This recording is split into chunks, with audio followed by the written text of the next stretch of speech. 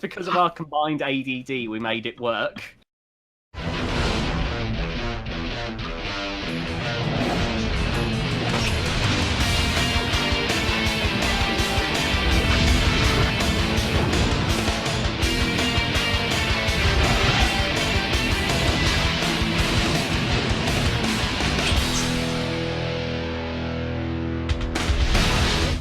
Hello, everybody, and welcome to the Roasting Robots podcast. I am your host, Mr. Psycho, and this is a podcast I kind of been wanting to make for a while. We're going to take a look at a lot of robots from BattleBots past and present, and we're going to tell jokes about them. We're going to do like a Comedy Central style roast. Every episode, we're going to have two guests on, and they're going to help me do these roasts of these robots that we pull up. And so, our first guest today, he makes the Orcs Wars tournament in Robot Arena 2. He is the Orc Corp. Oh, do you want me to talk that? Yes, that's when you introduce yourself. Hello, everybody. I don't Okay, really... that's a good introduction there. So our second guest, who's also joining us for this podcast, also makes Robot Arena 2 videos and is pretty much a human meme machine. He is TheDominusIgnis. Oh my god, someone pronounced my name right. Hello everybody, my name is Sean or TheDominusIgnis, and like Mike said, I make memes and Robot Arena 2 videos, and that's basically my life now. Yeah, that's pretty much all of our lives now at this point. Yeah. Depressing. What a great way to start the podcast, just by giving the depressing reality that we have nothing outside of this. Oh, there's nothing depressing about memes, never.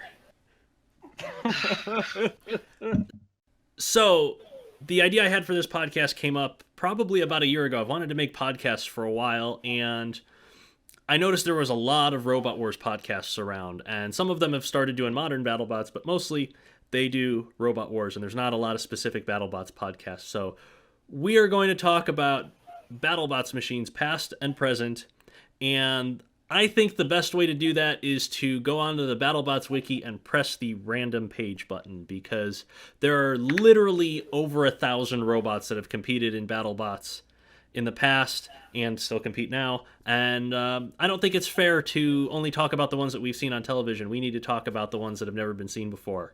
Mitch and Sean, you guys are Robot Wars fans primarily, yes? Yeah. Yeah, and Yep. I was genuinely surprised at the amount of robots that BattleBots has had over the years. Absolutely.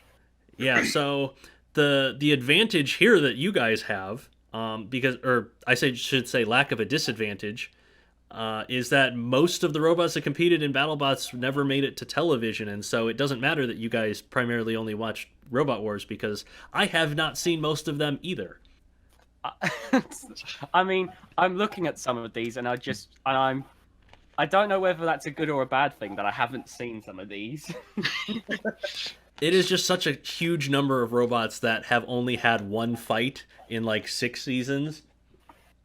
And some of them look spectacular, some of them look amazing and awful, and some of them you wonder what people were smoking. Yep. I think just to count the amount of fights: 1 fight, 2 fights, 1 fight, no fight, and one with a staggering amount. So you need to sit down. 6 fights. Oh my god. Yeah, and this is just what came up randomly, so this is probably gonna be a pretty average thing for us. Oh, this sucks. Do more live reviews. Ah! So we are not limiting ourselves to any particular era of BattleBots. We're going to cover everything from the first live events in 1999 all the way up to the current season of BattleBots that just finished airing. So, if you guys are ready, without further ado, we can get started with our first robot. Let's do Oh it. yes, maximum impact. Yes, maximum impact is what came up. And my first thought looking at this thing is, holy polycarbonate Batman. It's funny that you got 2 Robot Arena 2 YouTubers here when most of the robots here look like they could be made in it. That's a good point, actually. I mean, it's not that hard to make a square box in Robot Arena 2, to be fair. The first thing I thought of it about it when I was looking at it, it's like a polycarbonate Mr. Nasty from Robot Wars. I don't remember Mr. Nasty, which doesn't speak well to its abilities to fight. Mr. Nasty has been gutted and is now a static display at live events, apparently. Oh no. That seems to be pretty normal for most robots. So yeah, this robot is just maximum impact. I like that the lettering on the side of it is upside down in its photo. Oh, mwah. Perfect. And it's got this weird little, like, I almost called it a trident, but it has 4 or 5 spikes on it it's supposed to stab things with. As pneumatic spikes go, they're probably the worst weapon you could have other than not having a weapon. And that shows in its win-loss record, which was 1 loss and then it never competed again. I initially thought before I read the thing, when I looked at the picture first, and I thought initially it was a drill, because I was saying, oh, the spikes are meant. It's in the driver's head. It was meant to be like the spikes would like whirl into it, but no, it's a pneumatic spike with like the smallest spike I think I've ever seen. Might as well have had a thumbtack on the end. Yeah, in fairness, it is a middleweight robot, and we should probably actually point out what weight class most of these robots are, because some of them will be gigantic super heavyweights, some of them will be lightweights. But yeah, it's just a big plastic box that you can see literally everything inside. Like, the Razor team would fucking love fighting this team. Oh yeah, they're exactly where to go. Can we just give like a little shout out to the one robotic face, which has my current favorite name in BattleBots history, Mr. D. Yeah. That not only did Maximum Impact have the tiniest poker that it could have, it also lost to the D. Mr. D knocked out. Yeah, it got knocked out by Mr. D's D. Bloody hell. I mean, I'll give Maximum Impact some credit. At least it's color coordinated. The insides are yellow and blue, just like the writing on the outside. I mean, that was just random observation. I'm just trying to say, it's pretty, for a polycarbonate box. As far as just like plain boxes go, it's actually not that bad of an aesthetic. I kind of like the kind of points on the sides of its wheel pods, but it also, like, you can tell that they just drilled screws straight into the side of the polycarbonate, and I'm just like, that's not going to hold, is it? No. Yeah, I will say, like you said, the wheel guards are nice, but it does feel like very much like this was probably someone's first build. Yeah, if it's a first build, it's a pretty good first build. Yeah, that's, to be fair, that is a very nice. If it's a first build, it's a very nice first build. But unfortunately, we don't even know what the team was, so we don't know if they ever moved on to anything else after this. This might be their only impact. Yeah, it competed in season 5.0. It was the last Comedy Central season before the 18-year break. So they might have just given up the sport altogether after this. Nobody knows. 18 years, good lord. I might be exaggerating. I might not. I don't know. 50 years since BattleBots left and then came back in ABC. Back in 1771 when BattleBots was founded. Back when I had polio and was waiting for BattleBots to come back. So, I want to say a little bit of something about Mr. D, the robot that beat Maximum Impact in its only fight. It was a 4-wheel drive box with a plow on one side and some kind of rotary drill thing on the other. Rotary bludgeoning weapon. Oh, rotary bludgeon. The thing is you ever see a little device for opening cans or opening bottles that are too tough to open by hand? That's what it looks like. It's something that fits in the palm of your hand. I knew that was where you were going, and I was just like, I can see it. What was that robot that won the ant weight fight back in Classic Robot Wars? It just had this little disc with 2 little bits poking out of it. That's what it looks like. They took the weapon off of that and stuck it on Mr. D. I'm actually going to check that. I was going to say, he's checking it. He's looking. Robot Wars Extreme, Series 1. Which one won? Oh, Combat Ant. Combat Ant, that is it, yeah. It's just some roll pins sticking out of the end of a disc and used as a drill because that's totally effective against stuff. And you know what? I can't actually argue that because they KO'd Maximum Impact with it. God. Part of me wants to see what the hell happened in that fight because it's either it killed itself or the robots bumped into each other and died.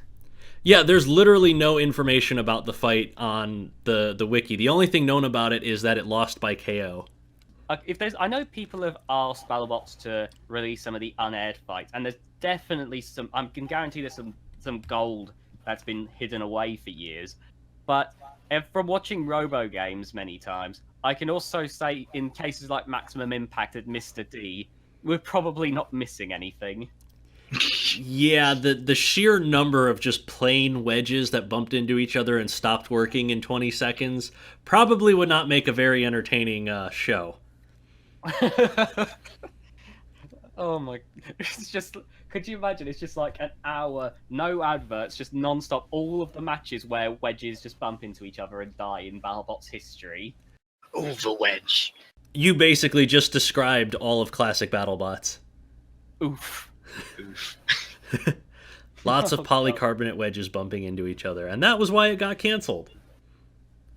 So to everybody that complains about robots not being effective and that they totally suck ass, this is what happens when you go for something that is only effective. You get wedges bumping into each other. That's just that was just depressing to think Yes. about. Well, speaking of wedges that bump into each other, our next robot, we can't decide on how to pronounce this robot's name. It is, I'm going to say, Quad the Annihilator.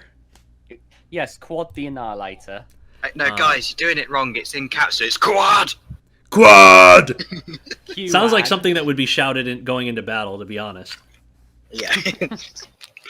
I mean, the Orc knows all about going into battle. But I don't go into battle. Remind me again what the Orc's record in combat is. It's pretty terrible. So, Quad was a middleweight that only competed in Season 4.0, and there's nothing really that needs to be said about it other than it's a wedge. It's a double-sided wedge. Yes, it is a parallelogram double-sided wedge. It's a palindrome because it's got two wheels in the center and it's kind of perfectly symmetrical, but yeah, it's just a wedge. I'm sure someone could explain why, but I've seen the double wedge kind of design before, and I've never quite understood why it was a thing. So, you know how people like to complain that robots don't have a self-righting mechanism? This is how you tell them to shut the fuck up because you don't need a self-righting mechanism to be effective. Incredible. Yeah, you don't need... Because even if the robot gets flipped around, it's exactly the same shape. I mean, that makes sense, I guess. So yeah, in terms of being competitive, yeah, it makes sense. In terms of looking like the most boring fucking piece of shit, yeah, it does that too pretty well. It's certainly a thing. I can say that much. It's a pretty deformed wedge of cheese. Oh, yeah. A little bit. I kind of like the just overabundance of Allen head bolts that just dot the whole thing. I wonder if that's where Robot Arena 2 got their like edge line things from. That's actually the thing. When you named the robots, I had a look at them last night, and the moment I looked at that, I was like, that just looks like something out of Robot Arena 2. Yeah, this is like the exact thing that you would build first in Robot Arena 2. You'd put two wheels, you'd make it a wedge, and then you would put some random fucking bit of steel on the front for no fucking reason. That, by the way, I want to explain that. That's apparently meant to be a battering ram so that robots don't go up and over on the wedge, which is one of those many things people think about, like when making a robot that on paper probably sounds like a good idea, but in practice it doesn't work nearly as well. Yeah, because I love that it's called a battering ram, because when you think of a battering ram, you think of a great big hulking piece of steel that just slams things. This is just a little triangle of metal stuck on the front of the wedge. Yeah. Oh, God. Oh. Also, the name. I mean, Quad the Annihilator, and it's a wedge. I mean, oh, so intimidating. I'm so scared. Yeah, the whole team was like that. They had Quad the Crusher, which actually made it on television against Techno Destructo in the super heavyweights, and then they had Quad the Unmerciful in the heavyweights. So yeah, they had a whole Quad the people going to battle supposedly thing going on here. It's like if Team Razor made Razzler and then they were like, why don't we just make Razor for every weight class? Yeah, could you imagine Team Razor operating like 5 different weights of Razor? Basically, I mean, I wouldn't complain. One of my favorite teams is Team Riobots, and they have like a Toro robot for literally every weight class. If you ever go onto their website, QOD, because we can't decide how this thing's supposed to be pronounced. I mean, in fairness, I think it was Mitch. You said that it was it had 2 pronunciations, just like it has 2 sides to its wedge. I think that was Sean. Or was that Sean? Me. Oh, Mitch, you need to tell him better jokes, man. I'm sorry.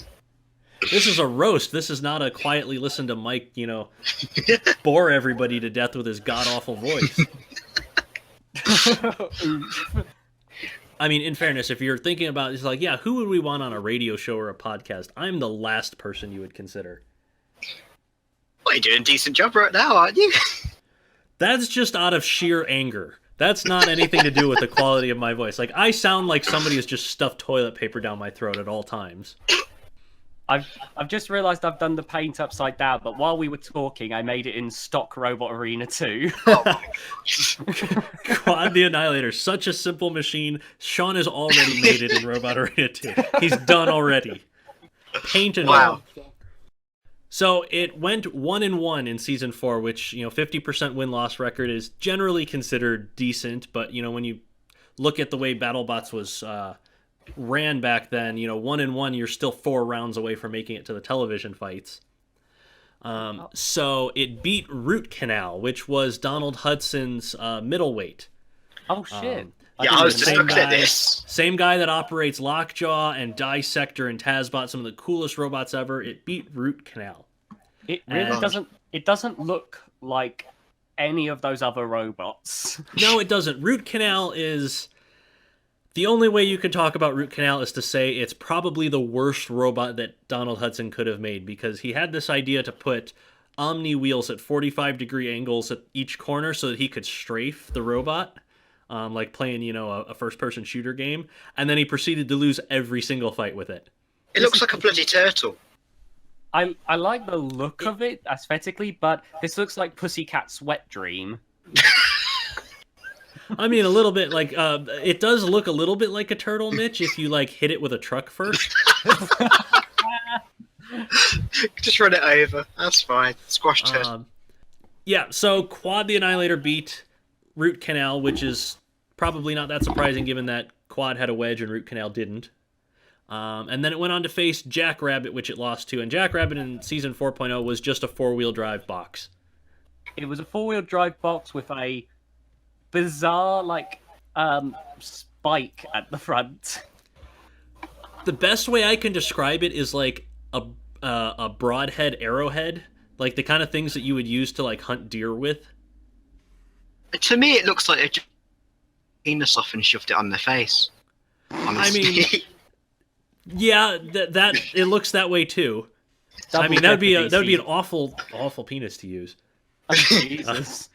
Double Jeopardy Season 4.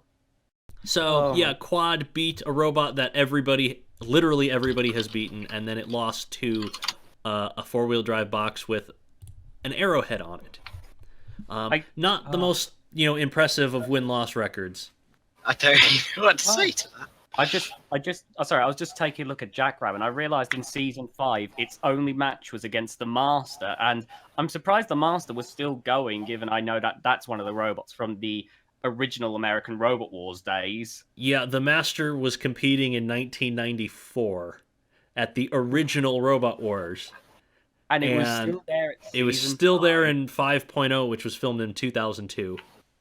Jesus. Also, could I say that it was not Jackrabbit that Quad beat? It was 2925 Jackrabbit, because fucking random numbers for no goddamn reason. Why the fuck was it called that? I wish I knew, man. Hang on. The 2925 in front of Jackrabbit's name was supposedly its model number, assigned by its builder to give the team a more industrial feel. Oh, yeah, definitely. Yeah, Jackrabbit definitely sounds super industrial, man. Good job there.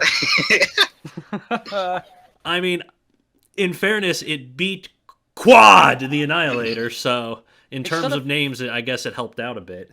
I mean, it's got a fairly. I mean, for season 4.0, it did rack up 5 wins before it lost to Huggy Bear.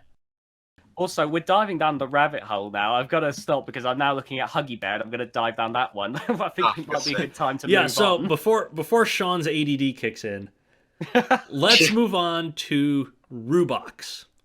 Rubox is another middleweight. This one, again, like Maximum Impact, only competed in Season 5.0. And again, like Maximum Impact, Holy Polycarbonate Batman. They use tennis balls to cover up the spikes. And that's like literally the only defining feature that this thing has. It is just a 4-wheel drive polycarbonate box, and with some tiny little spikes on the ends. Yeah, there's not much you can say about this, really. Look, I know it's a middleweight, but if your spikes are small enough that they can be covered by a tennis ball, oof. And it's not just the tip of the spike. The entire spike fits inside the tennis ball. Oh, God. It had one match where it lost to Bottom Dweller. Yeah, have you taken a look at Bottom Dweller? Oh my god, it looks kind of like a combination of Cassius and the original Chaos. More the original Chaos. Yeah, Bottom Dweller, it's a wedge. It has a lifting arm in the middle. It's like the most generic, basic robot you could ever think of. And of course that was going to beat Rubox because it had a wedge. Not very exciting. I want to add more. I want to add just that tiny bit of salt in the wound. Rubox was the only win in 3 seasons that Bottom Dweller ever got. Yeah, Bottom Dweller's only win was against Rubox. Rubox was that bad that it lost to a robot that couldn't win. I mean, at least it's invertible.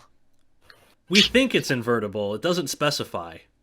I mean, either that or the robot's upside down. that could be too. I mean, Maximum Impact sides were upside down, so who knows at this point. I will give Rubox this as well.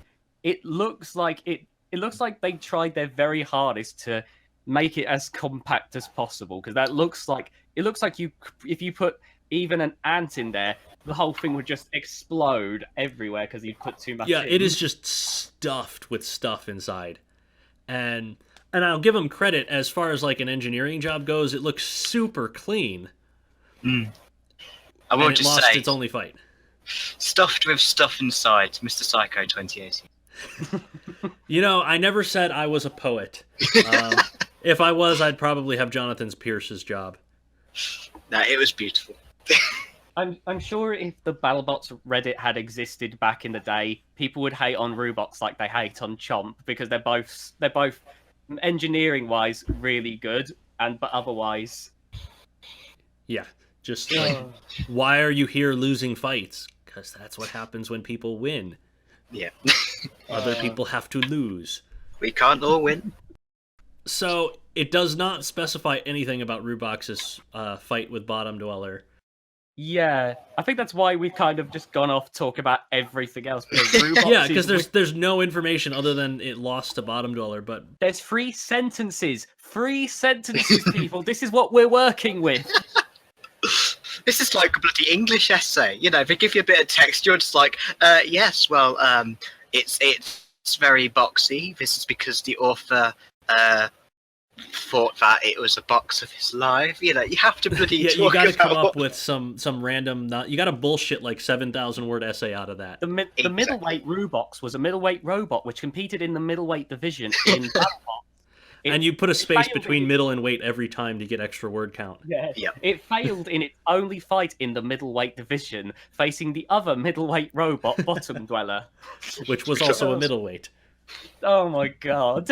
So, because we don't know what happened in this fight, or if the fight even took place, to be honest, I wanted to take the moment to talk a little bit about how BattleBots classifies wins and losses.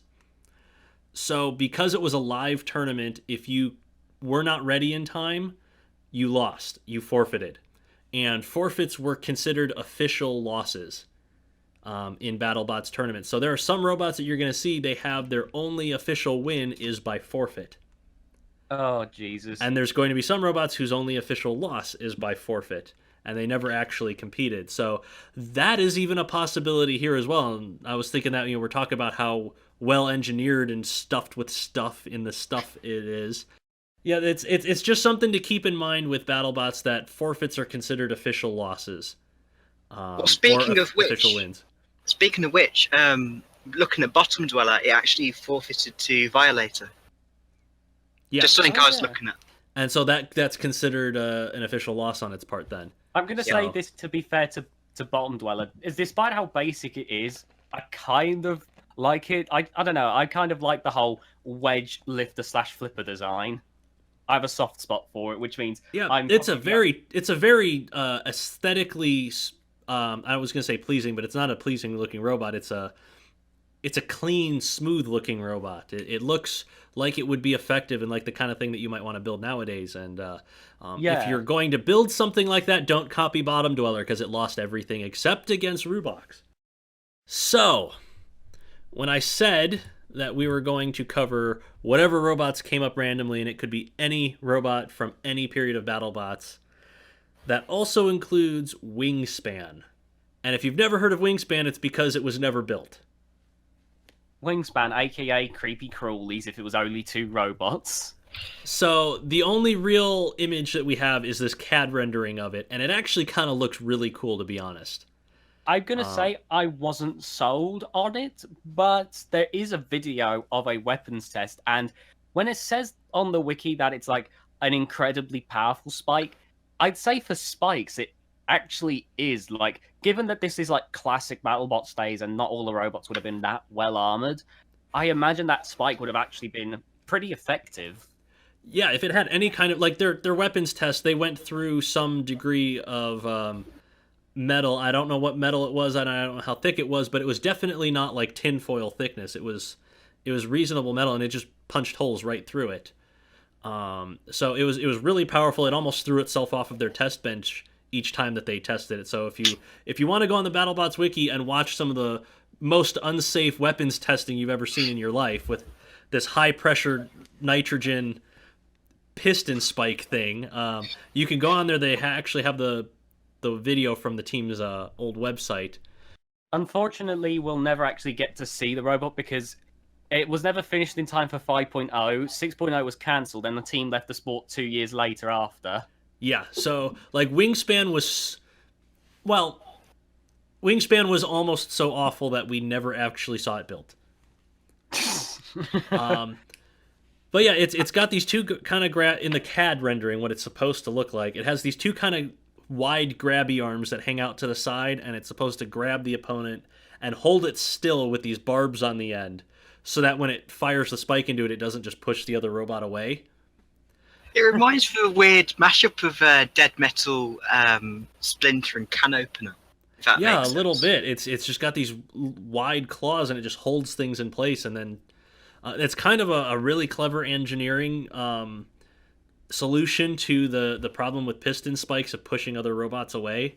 So I would really like to have seen it built and see how it competes, but because it didn't, we get to make fun of it now.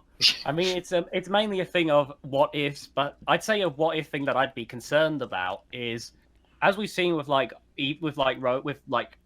with grabbers, is typically it's very hard to make them work especially well. Like, you've got ones like Tough as Nails and Can Opener, which made it work, but then I look at this and I think about it being a cluster bot, and all I see in my mind is the original 4 with its grabbers. Yeah, just something so flimsy that you push the robot and just they fall apart. Yeah. And especially when you consider this is in an arena that has kill saws, and the screws especially would love to eat those grabbing arms up. Imagine if this had been Season 3.0 and they would have fought Son of Waiachi. Oh, God. That would have been a massacre. And this was in the heavyweight. Well, it was supposed to be in the heavyweight division. I suppose it was only in like the 30-pound division based on their weapon test. But it was apparently meant to be a heavyweight robot for 5.0. Yeah, and then they never finished it, and then they quit because they're quitters. It's a shame. It's honestly a shame because it does look pretty cool. The only thing I can think of which is a pretty big flaw is, unless that spike is on an articulated kind of arm, it just looks like it's going to puncture the floor instead. Like, Sure, Yeah, you it's just want it higher the up. CAD rendering is just pointing right down at the floor.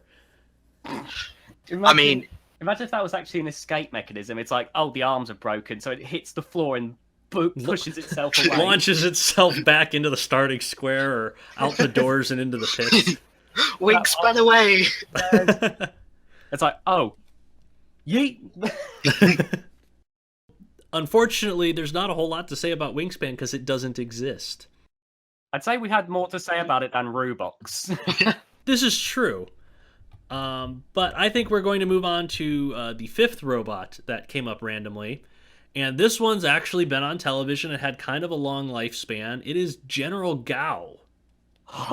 I just realized something. Team member William Garcia was the son of Nola Garcia, driver of Buddy Lee Don't Play in the Street. Yes, this was Nola's son, William Garcia. Oh my god, I would have never made that connection. So if you really want to dive into the specifics of General Gao here, if you look at its season 3.0 image, where it debuted, it's really weird and awkward looking, and it kind of looks like it's made out of scrap, doesn't it? I love the weapon. It's very budget Robot Wars in. We need to make a flail weapon. Oh, there's some padlocks. Here we go. It's just a pair of padlocks on some chain attached to a bit of metal, and the things powering those are literally just cordless drills that haven't even been taken out of the case and they're just sticking out the side. Oh my god. It should be pointed out it's a lightweight, so it's only 60 pounds, so that's cordless drills were actually pretty powerful for that. But... Yeah, to be fair, with drills, I know at least with like featherweights, they're typically the motor that everyone recommends you use. So I imagine it's not too much of a leap to use them in a lightweight. Yeah. It's not uncommon to use drill motors in lightweights. In this case, however, they used the entire drill, including the batteries. That reminds me of a video. I'm not not making fun. This is obviously to teach people, but I remember seeing a video from John Finley of Team Roaming Robots on how to make a featherweight, and he was like explaining like the absolute cheapest way you can do it, and he shoved an entire drill into what was essentially a wooden box. I drilled this robot in half. So what you're describing is DOSBot, which competed season 1.0. It was literally just some cordless drills held down to a plywood base with like hose clamps, and that was the robot's drive and power system. Oh shit, it is. I just want to clarify. I'm not having a go at John Finley over that. He's clearly just trying to get people into making featherweights. But oh my god, DOSBot, Jesus! Oh my. Well, before you get your ADD going again, Sean, back to General Gao. So looking at its 3.0 appearance, the cluster of just bizarre stuff shoved underneath its plastic dome and the weird curved scoop that it has. This was the senior thesis for a group of MIT students.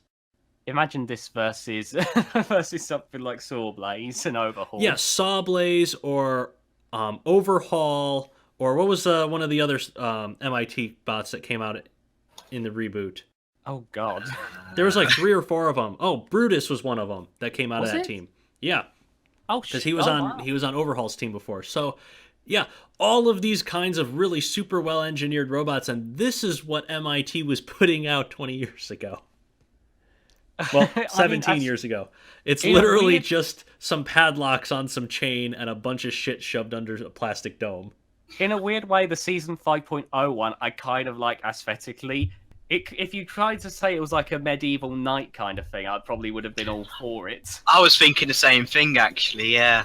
Yeah, the 5.0 version, which I should point out, the 3.0 version lost its only fight, and the 5.0 version lost its only fight. But the 5.0 version is kind of more conventional box shape. It still has the curved plow, but it's got slots cut in it, and some spikes welded to it by the looks of things. I just want to say one thing that happened in 3.0. It ended up in an exhibition match with Nibbler, SMD, Mordecus, Gungnir, and Reactor against Chin Killer, where it was on the attack for most of the fight, but the padlocks did basically nothing. Yeah, well, Chinkilla's like 500 something pounds. I know, but it was a giant Jay Leno face was the robot. I mean, And come on, look at the chin. They threw a bunch of lightweights in the arena with it to have. I think that was in one of my live reviews. Actually, you can watch General Gao get swatted out of the way by Chinkilla.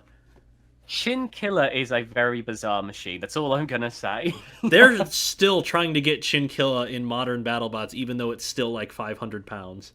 Wait, like, you mean Jay Leno's trying to get Chinkilla into modern BattleBots? It's not Jay Leno. It's the team that owns Chinkilla, Oh. but they're still trying to enter a giant Jay Leno face that weighs 500 pounds in BattleBots. I mean, can you blame him? It's bloody sexy. I mean, it's got the chin, man. I should point out that it's unknown if it has any losses in 3.0. Anyway, so we kind of need to talk about General Gao in Season 4.0, because its it most actually did really well. It's Yeah. really weird how it did so well in Season 4, and yet that's probably the season where it looks the most... I don't know how to explain it, like, the worst? I mean, It look at looks that. like somebody took a curling stone and put a colander on top of it. That's what I was thinking. It's a curling stone with a colander on it. Yeah, that's exactly what I was thinking there. And yet it won against Robot X, Concreter, Crashius Clay, and lost to Tentamushi. Yeah, it won 3 fights consecutively before losing to Tentamushi, which is, in fairness, one of the best driven lightweight robots in BattleBots. But at the same time, it's also one of the most like despised for being completely useless.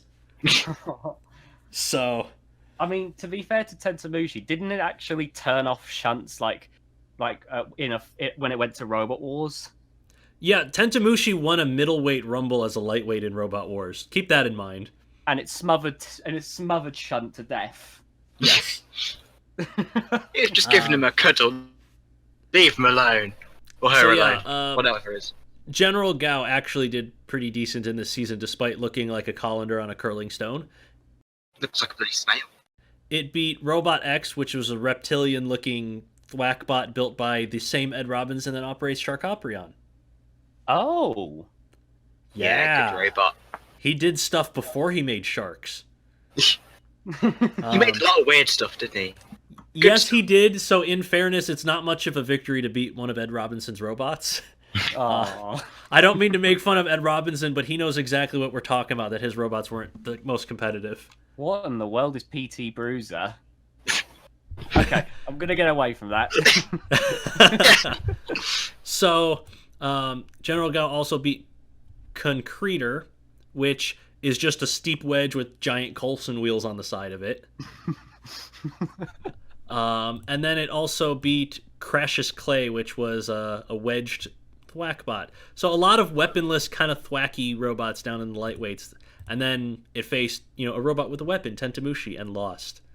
I just want to say, I love how everyone usually gets these really creative Mark Biro introductions, but literally for General Gao, it's just from MIT, General Gao.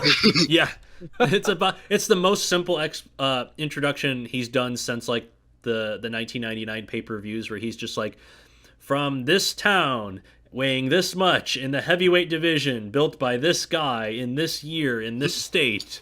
I mean, at least that's some information. This is just from MIT. Yeah, this was MIT's. This is probably the most successful MIT robot in BattleBots until we had Sawblaze. So keep that in mind. A robot. Oh, we haven't even talked about the name, have we? Oh my God, we have to talk about General Gao's name. Oh, go on. So, do you know how they came up with the name General Gao? Go on. Lay it on us. At MIT, they had a food truck in the area that produced. It was a Chinese food truck, I think, and they named their team after the food truck. Team Gooseberries is named after this Gooseberries food truck. Right. And I quit. It gets even better. The Gooseberries, the team named after a food truck, named their robot after the General Gao chicken at this Chinese place. Oh, for God. General Gao is named after Chinese food. I've heard of some weird names, but That is just bizarre. Just like you name something after a dinosaur, oh, that sounds cool, T-Rex. You name it after, I don't know, a game or a wattage like Kilohertz. And then this one's like, no, we're naming it after our favourite Chinese food. Yeah. They built it out of padlocks, and I found out that the front scoop is a cutout from a steel pipe elbow, like a 90-degree elbow that they cut out. So they built it out of a steel pipe, some drills without modifying the drills, and some padlocks. And these are MIT engineers. And this was their senior thesis. I hope they got an A+ for that. I mean, General Gao has an entry in the official BattleBots guidebook, and it does say that all three of them did graduate. So I guess it worked. They got their thesis to get them through school, but I mean, for season 3, if that was for season 3, I'd completely understand, because it doesn't look too bad. It kind of has like an alien kind of feel to me. If it was season 4, no. I mean, holy exposed electronics, Batman. yeah, no kidding. Oh, Jesus, I didn't look at it that closely. How did you not see that? That was the first thing I noticed. It's no wonder Tentamushi beat it, because Tentamushi had a spinning disc or a saw blade underneath its shell. So, like, as soon as they grabbed hold of this thing, they must have just, like, eaten batteries. Do you think Warhead can go to General Gao and just say, "Can we borrow the top of your robot?" It would be like it would be like sticking like I don't have anywhere that this sentence was going. It would be like sticking the tiniest head on top of Warhead. It would look like it has like an infant's head. War tiny head. You just reminded me, there's someone made like a featherweight version of Warhead. Maybe that could use it. Oh, yeah, there God. you go. It'll look like a full-size robot with a doll's head on it, type of a thing. Adorable. Oh my God. Probably smaller around than the motor powering it. One thing that I'm confused about is, how did it go from beating 3 robots in season 4 to losing straight away against Death Ray? Because I had a look at Death Ray, and it doesn't look like a robot that you could lose to necessarily. It's a lifting arm, and its wheels are kind of real wide. It reminds me of the shape that Whiplash has. It's these 2 big wide wheel pods with the weapon in the middle, the lifting arm in the middle. But if you look at General Gao's page, there's a photo of it fighting Death Ray, and you'll notice that General Gao is probably small enough to fit inside a cereal box as a toy. It really is a tiny little thing. It's like that's half a big the size. size. God. Say that again? Sorry, I was saying that's a massive size comparison. Yeah, it's so tiny. It's half the size of Death Ray. I zoomed in on the picture where it was fighting Chin Killer, and it looks like a bunch of children are trying to fight Andre the Giant. That's a really good description of that. I love it so much. I'd say if I had to pick a favorite robot out of the ones we looked at, General Gao, like Wingspan would probably be it if it was made, but otherwise General Gao would probably be my favorite, because at least it has stuff to talk about, unlike Quad. Yeah, Quad or Maximum Impact. That's gonna be the name of your. It's gonna be Quad Naz. Is gonna be your next robot, isn't it? Yes, I'm building that. Right. So I think that pretty much sums things up. So do you guys want to select the robots for the next episode? Ooh, okay. Ooh. I'm about to click random page, and I'm gonna say no to that one, because that is literally just 2 sentences and not even a picture. So sorry, Shotgun, but I'm gonna say no. Knee Breaker. Oh God. That's Knee Breaker, which I think was one of Christian Carlberg's robots, if I remember correctly. Team Cool Robots. Oh. Yep, that's that's Christian's robot, all right. All right, so I'll pull up the next one then. My God, I didn't realize Christian Carlberg had made so many robots over the years. I got a robot. Oh? Trocar. All right, so it looks like it's a wedge with a pointy bit. Yep. So the robot that I pulled up, which was actually a robot, that we're going to be looking at next episode, the Aggressive Polygon. Oh, wow, that's the best name ever. The aggressive... Wait till you see it.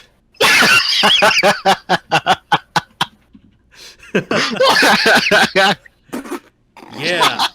Oh, You know who built the aggressive polygon? Will The Wright of same- SimCity. The same guy that invented SimCity. he also made Cheerbot and Misty the Wonderbot. Yes. All right, and so I'll pick the last one, or the last two then. We'll do 4 or 5 here. Good Oh, God. Gamatron comes up. Ooh. That's a robot that's been on television. And speaking of, the next one is Death Star. Holy shit! It fought suicidal tendencies Yeah, I was gonna say. It also faced panic attack as well. and little sister, aka bigger brother. Jesus. It fought nothing but Robot Wars robots. So that is the 5 robots we're going to cover next episode. Kneebreaker, the Aggressive Polygon, Trokar, Gamatron, and Death Star. Death Right now I Star. have Anderson and Owain penciled in for that, but who knows who's going to do that one.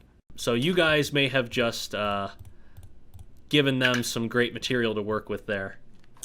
Oh my god, I can't wait to see how that one goes. Yeah, same. Especially, I want to hear what Anderson has to say about the Aggressive Polygon, man. I have to say, Mark, I can't wait to see what happens in the next episode. And none of you watching at home should miss it either. So make sure to tune in when the next episode airs. Don't forget to like and subscribe and smash that notification button. Or Donate however the to- fuck people say it. Donate to patreon.com/MrPsycho. So anyway, we're going to wrap the podcast up for this episode. I have been your host, Mr. Psycho, and this has been the Orc Corp and the TheDominusIgnis helping me roast these robots. And tune in next episode when we roast a bunch more. Thank you for listening and or watching, because this is a podcast on YouTube and that doesn't make any goddamn sense. But tune in for the next one, and we will see you then. Bye-bye. Bye. Bye.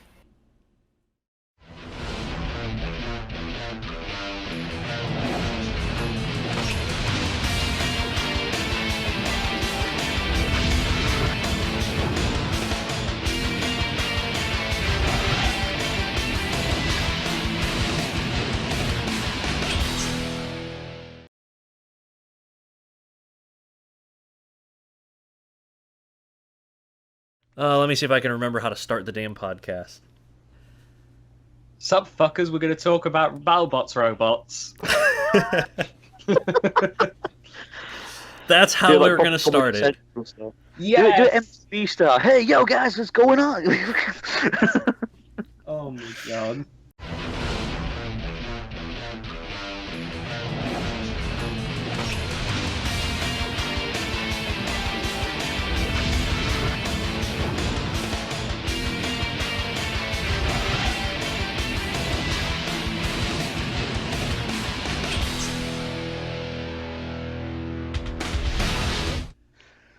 Hello, everyone, and welcome to the Roasting Robots podcast. This is a podcast where we take a look at completely random robots from BattleBots past and present, and we do a comedy roast of them. We make fun of them because we love them so much.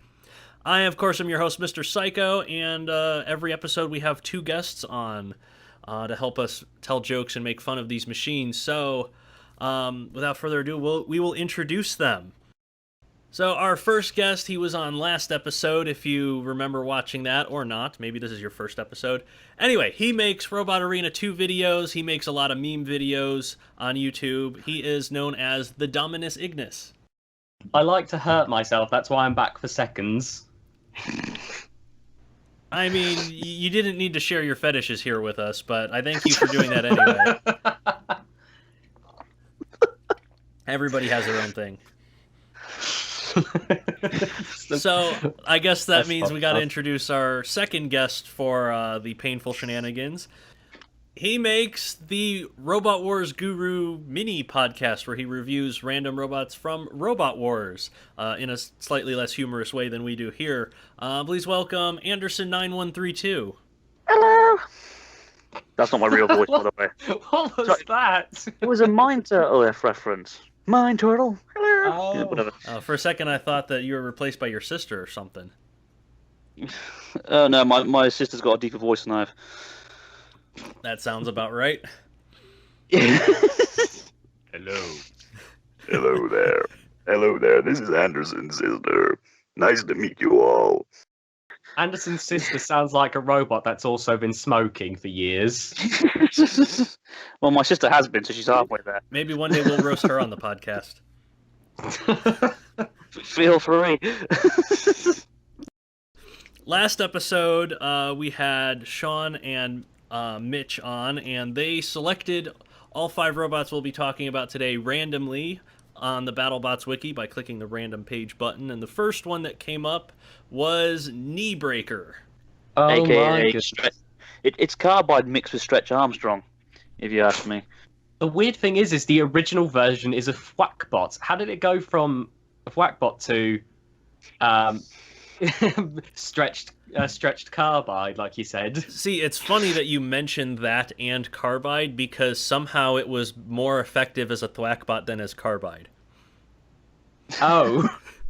It was.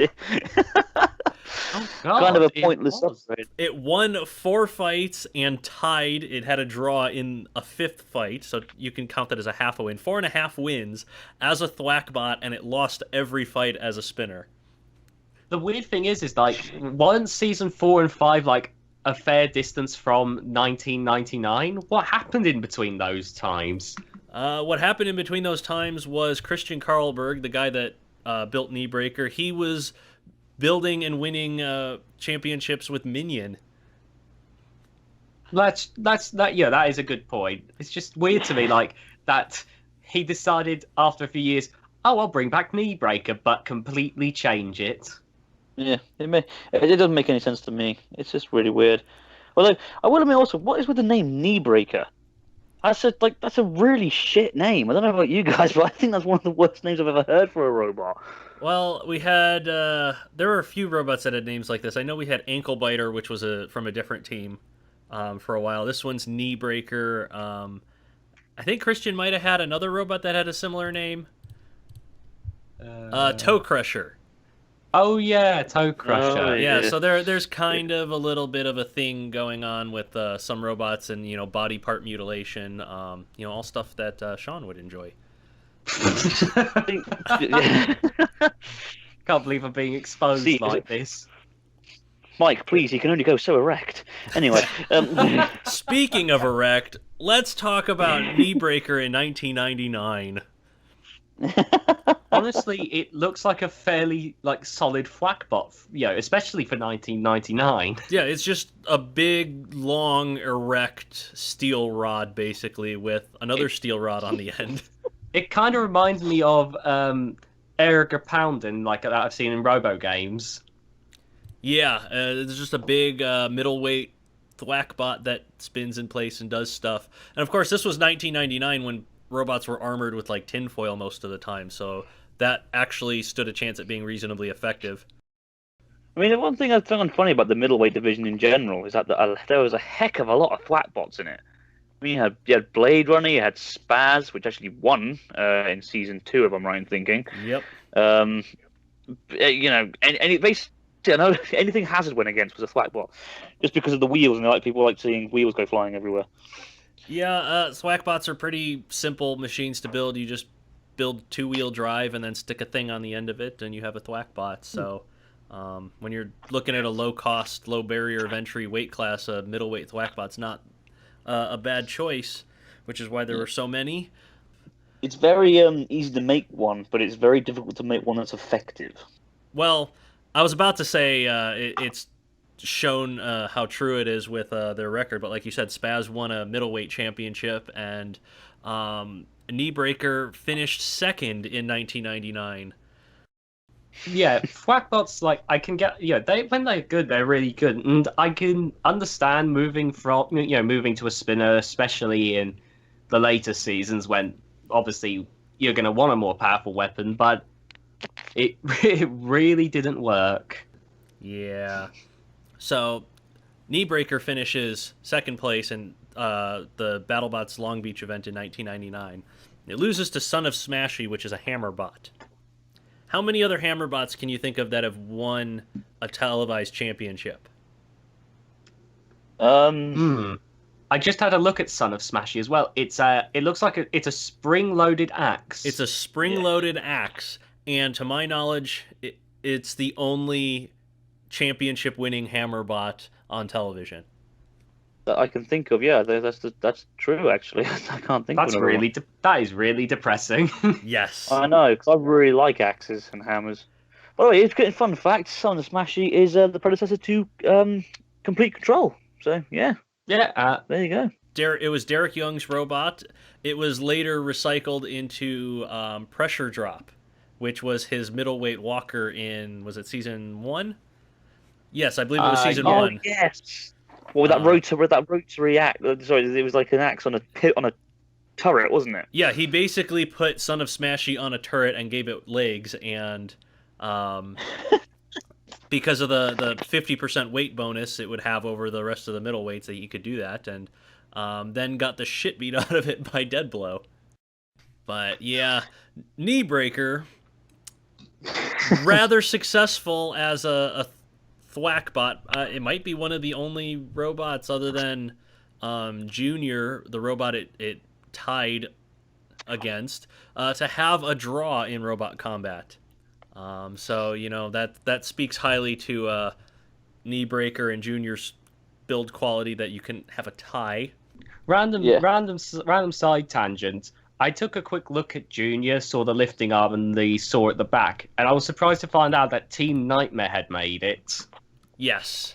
The Jim Smentowski and the team that built Nightmare built a lot of weird stuff before Nightmare. Junior was one of those, and I think Hercules was another one of their robots, which was a strange robot too. They've definitely got a fair bit of variety. Oh my god. I've just found out about Whirligig. Okay, I'm going to stop before I go down the rabbit hole again. It's the ADD, man. It's got you again. There's so many robots. So, after Long Beach 1999, when Kneebreaker finishes second, and was that the one that Minion won? The Super Heavyweights, or maybe it wasn't? Yeah, I think it was. Because I know they had two events in '99. Yeah, they had Las Vegas and Long Beach. I can't remember which one it was. I think it was the one before season 1, which they won because they returned as like defending champion for season 1, and they won it again, didn't they? Yeah, it was Las Vegas that Minion won. So Christian finishes second with Kneebreaker in the middleweights, wins the super heavyweights, the next competition in Las Vegas. And then focuses on his heavyweights and super heavyweights for a while, and then comes back for season 4.0, misses 3 seasons in the middleweights, with a spinning bar with wheels attached, which is a really familiar sight nowadays. And somehow he managed to do it exactly wrong because it lost to Zion. Jesus Christ. That actually makes your head hurt slightly, doesn't it? Thinking that. Yeah, Zion at the time, it had a little lifting arm, but it was basically just wedges, just lots of wedges. And in fairness, that's the counter to a bar spinner, but it says Zion beat Kneebreaker by TKO. So it was Kneebreaker was KO'd by Zion, a wedge. Hell. I guess if it got underneath it and like maybe balanced it on against the sidewall, maybe, but either that or Kneebreaker was just ridiculously badly made. Either one, really. Yeah, I gotta say, it looks pretty. The season 4.0 version, nice shiny. It's got the Magic the Gathering logo on it. Other than that, there's not much to say about it other than it's just a shitty bar spinner. I mean, we got to talk about its career highlight, where it was used as a murder weapon on CSI. Oh, yes. Cool. I decided to look up a clip from the episode because I was like, I swear I've seen a clip from this before. I decided to click on one. Apart from it having 2 pixels, it had Tazbot versus Dissector, which can't be fair. Yeah, I think it was Team Cool Robots, which was Christian Carlberg's team, and it was Mutant Robots, which was Donald Hudson's team with Dissector and Tazbot and such. And it was just their collection of robots made up everything that was in the show. So you'll see Dissector, you'll see Overkill in the background, Tazbot, etc. But Kneebreaker was used as the murder weapon in an episode of CSI. It was a very creative use of a robot in that. I mean, that's one way of putting it. It would have been interesting to see if, like, Kneebreaker didn't exist and they had to try and make do with one of the other robots. Like, well, shit, how are we meant to make one of these a murder weapon? Tazbot just starts swinging from side to side. I don't know. Imagine Tombstone as a murder weapon. Okay, Holy hell. I mean, I could understand Tombstone being a murder weapon. There wouldn't be anything left but pink paste afterwards. Wow, this is so realistic. How did you do these effects? Duck is a murder effects. weapon. Honestly, if Duck was a murder weapon, do you think it would have been foul play? Get out. Oh, the puns they have begun. Sorry, come on, I had to do one. Come on. Interestingly, I don't think the knees were what Kneebreaker broke in that episode. Because the scenario that they set up was the guy who's operating Kneebreaker supposedly is testing his robot in like some warehouse in the dark, because that's totally how it's done. And this thing's just this big bar spinner. It's like Carbide or Tombstone, and he just walks right up to it and leans down and puts his face next to it when it's not operating correctly. And then, because somebody else had control over it for plot reasons, they just turn it on and just mince the guy up. It's like, I have not seen weapon testing or robot testing that dangerous since the Frostbite team in Robot Wars. Oh, no. Oh, God. So think of it that way. The Frostbite team, they're testing their weapon in school, and they were, one guy with a controller short of a CSI episode. I mean, I have seen a few videos, like, from different teams that make me go, oh, and that is one of them. Like, for those who don't know, one of the videos, and there's a student's like stood on the other side of what's like a wire mesh fence, and they're just beating up a chair with Frostbite. with a bar spinner with just like some chain link fence between them. Yeah, like, I know Frostbite is like a really weak spinner, but oh my God, if that had come loose. Well, the other test video, it was just in the classroom running the spinner. Oh, Jesus, I forgot about that one. Yeah, so like if there was any kind of like interference that they got from like the janitor on a walkie-talkie or something, who knows where it would have gone. Did you guys know actually that a Roboteer nearly died? Potentially could have died in Series 9 of Robot Wars. The reboot. Oh yeah, was it Apollo's Rusty. flipper went off? No, Rusty. When Rusty? one of the Roboteers was bent. I don't want to sound rude here, but bent over it, and they put the removable link in, and the flipper fired up and nearly hit him in the head. Yeah, that would have no. not been a pleasant experience. Well, I mean, I don't want to sound too blunt here, but we would have had a man's head coming off probably. That would not have been good. So yeah. I mean, it's Rusty. Is it really that powerful? Well, Probably either way, we'd have a death.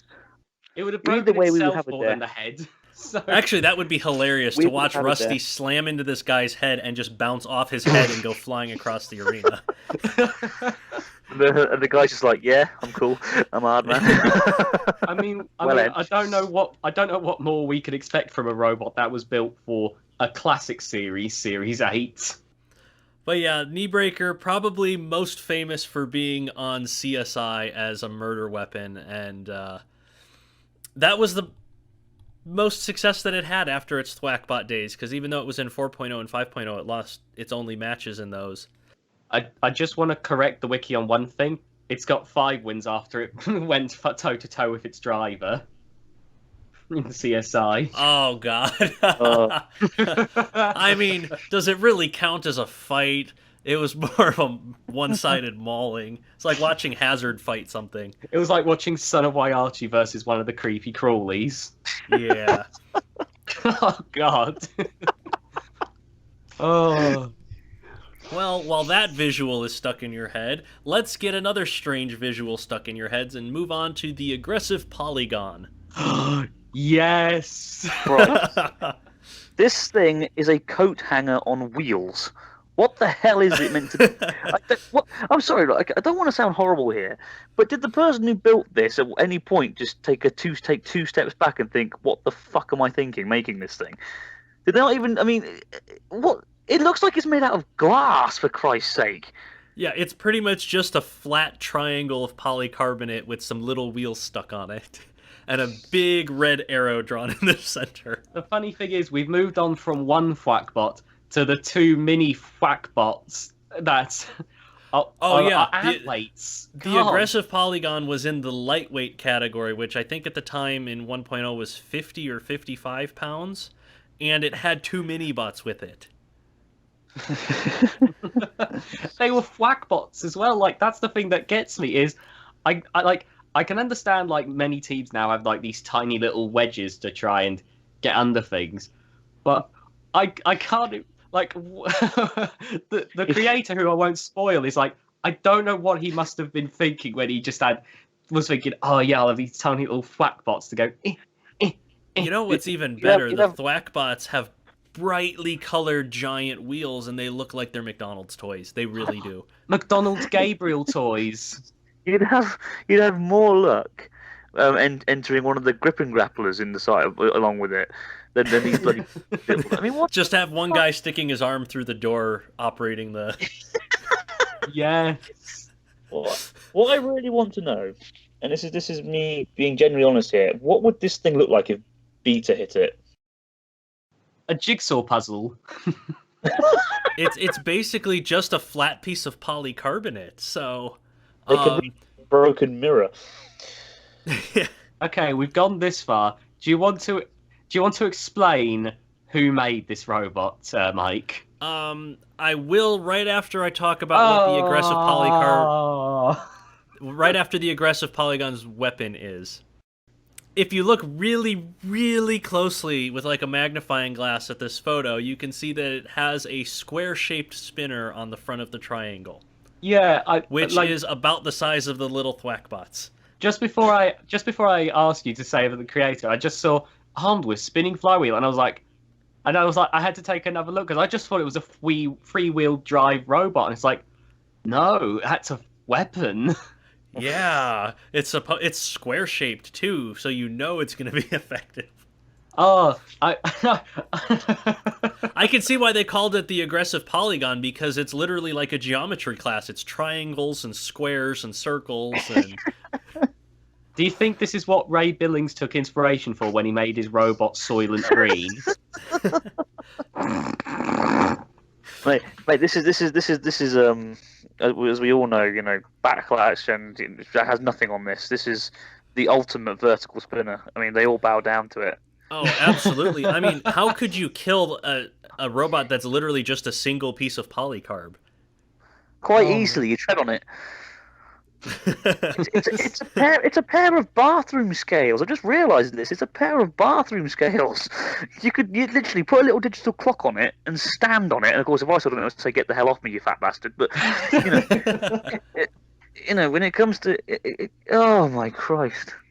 I mean, I can kind of, okay, if it's a fun machine, I can understand. But if they properly intended to win with this thing, then they need to have their brains checked. And that's not me being horrible, but come on, you have to take a step back once in a while and think to yourself, hang on, I'm an idiot, this isn't going to work. So, I mean, it's a good thing you mentioned a fun robot, because this was built by, trying to find, I think it's the Robot Action League. I know that they made Chiabot and Misty the Wonderbot. God. Let me go through what robots were built by the Robot Action League. Chiabot, which is literally a shrub on wheels.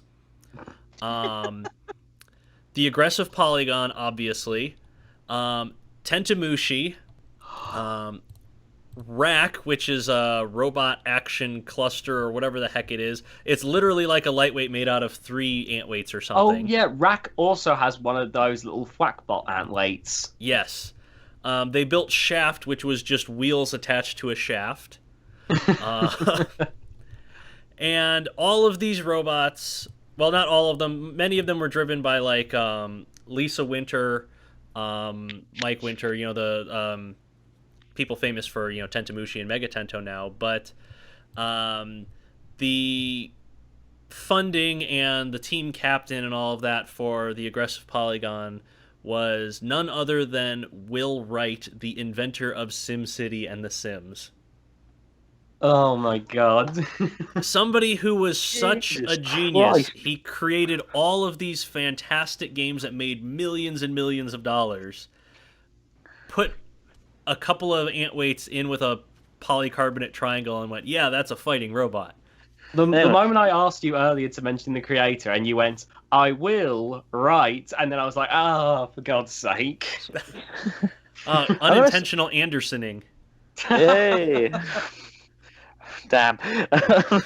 Well, I say this to her actually because it is called the the aggressive polygon, and a lot of early human sprites in video games were made out of polygons. So that's kind of a bit of foreshadowing there, isn't it? I mean, you look at like the early sim games, and I'm thinking like particularly of some of the more awful games like SimCopter. They had about as many polygons as the aggressive polygon had. So, I mean, for all we know, the aggressive polygon could be SimCity Alpha. The funny thing is, a few days ago, I bought the Sims 1 because I was like, oh, I might as well just, it's cheap. And now, a few days later, I'm talking about Will Wright's aggressive polygon. Right. Shall we move on to our third robot? Yes. So this one was chosen third, oddly enough. It was Trocar. We've had so much to talk about the other robots, and this one has 4 lines and 1 loss. This is basically Rammstein before the Viagra kicks in. I mean, yeah. What was the one robot? Was it Angel of Death in Robot Wars, which was just a parallelogram wedge with dildos sticking out of it? You say dildos now. It was 2 saws that didn't stick out the front of it. Well, I mean, it had dildos on the side. I can't even call them spikes because they weren't sharp. Sorry, yes. They were just rounded off dildos. Trocar is not that different from that. It's just a pointy bit sticking out the front of its pants. It is. I mean, to be fair, it's one of those machines where you can't really take the piss out of it too much because it's just so basic. It's literally. I mean, I don't want to sound horrible here. I don't want to sound like I hate pushers or anything, but it's literally a box on wheels. The problem is that it lost to another box on wheels in Ice Cube. Yeah, and the fact is, right, that it didn't. The fun thing with this one to me is that it's actually surprising it wasn't made by the same guys who made Rammstein because it literally looks like a lightweight version of it, only with 4 wheels. It looks almost identical. And I was mentioning before that the middleweights were a great weight class for a low barrier of entry. Just build a 4-wheel drive shiny box and don't bother to paint it. But it really looks like with Trocar, most of the effort was put into designing the logo. Yes. Because it's just a shiny box with a pokey bit, and it lost to a box that didn't even have a pokey bit. It was just a box. One thing I found with like Rambots is it seems that the moment you add a spiky bit at the front is when it all goes to shit. Like I believe in the previous episode I mentioned Mr. Nasty, and it's like it just never seems to go well when you put a spike on the front. Original Sin could have a spike on the front and it would fail instantly. Yeah, especially if you build a wedge and then you stick something on top of your wedge so that your wedge it doesn't work. The only spike I could think of that was actually effective, was Gladiators. And even then, that was because it was a lifter sort of spike. Yeah, it was a lifter that you could move up and down, but one singular spike. That's what I mean. Like for example, Spikosaurus in Series 4 that was reasonably effective with its spikes. Our suicidal tendencies. But yeah, back in the old days, Series 4, 1999. Or 2000, that would have been effective, but Trocar was in Season 5.0 of BattleBots, which was 2002, when you had, this was 2 seasons after Son of Waiachi won a championship. This was, Hazard had 17 consecutive victories with its spinning helicopter blade. You can't really compete with just a spike. Yeah, not anymore. Yeah. Like unless you can make a robot like Original Sin, which is like extremely effective, you typically need some form of active weapon just to be able to get around and do something. Yeah, Yeah. especially if you can't even make your, non-active weapon beat a box without an active weapon. Like, not even facing Hazard or Tombstone or anything like that, it lost to a box with a flat metal plate on it. The robot that we're on about is Ice Cube by Team Toad, Yeah. which is a two-wheel drive box. Oh my Christ, it is, isn't it? And like you said, it's flat as well. So if anything, it's the spike should have been reasonably effective. Fucking hell, this thing was crap, wasn't it? Jesus Christ. Yeah, the thing with the wedge and the spike lost to just a flat metal plate with some wheels behind it. Yeah. And it all comes down to who designed the better pusher. Pretty Yeah. much. Or even just the most reliable robot, maybe. Well, speaking of things that can push, or rather, the opposite of pushing, not be able to push at all, our fourth robot is Gamatron. Ooh. Oh yes, Gamatron. I remember the first time I ever saw this thing. I actually have tell. right. So basically, it was actually just like in a small clip. So basically, back in the day, back when you had those big black VHS tapes that you could record things on, I used to record a lot of things like Robot Wars, and there was a couple of BattleBots episodes where they would record, and one of them, it was the one where Little Sister went up against Biohazard. And upon discussing what Little Sister had done up to that point, it showed it in a battle against Gamatron. And it can only be described as, and it sounds really bad considering the words Little Sister coming out of my mouth, but it sounds like Little Sister was getting dry humped by it.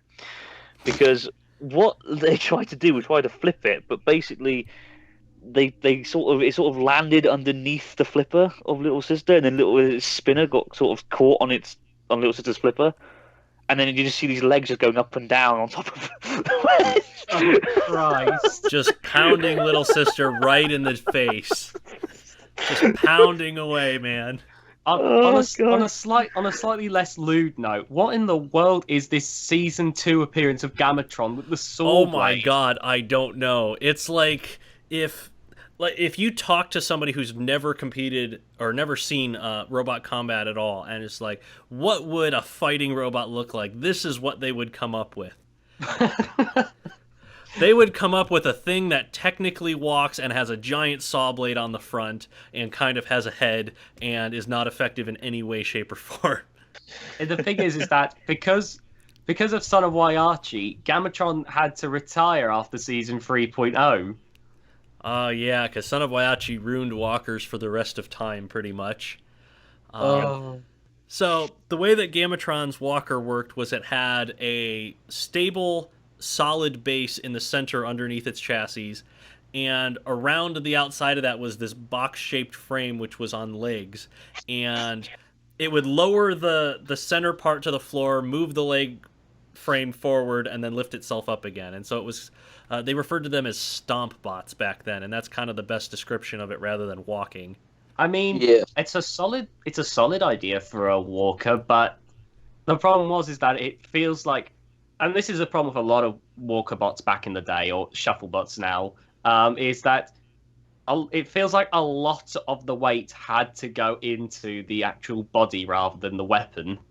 Yeah, it wasn't so... And that was part of the reason why they were given such a huge weight advantage, a 50% weight advantage in BattleBots at the time, was that there was so much weight poured into just making the thing move, until the Waiachis came up with a way to slap the rules around with their dicks.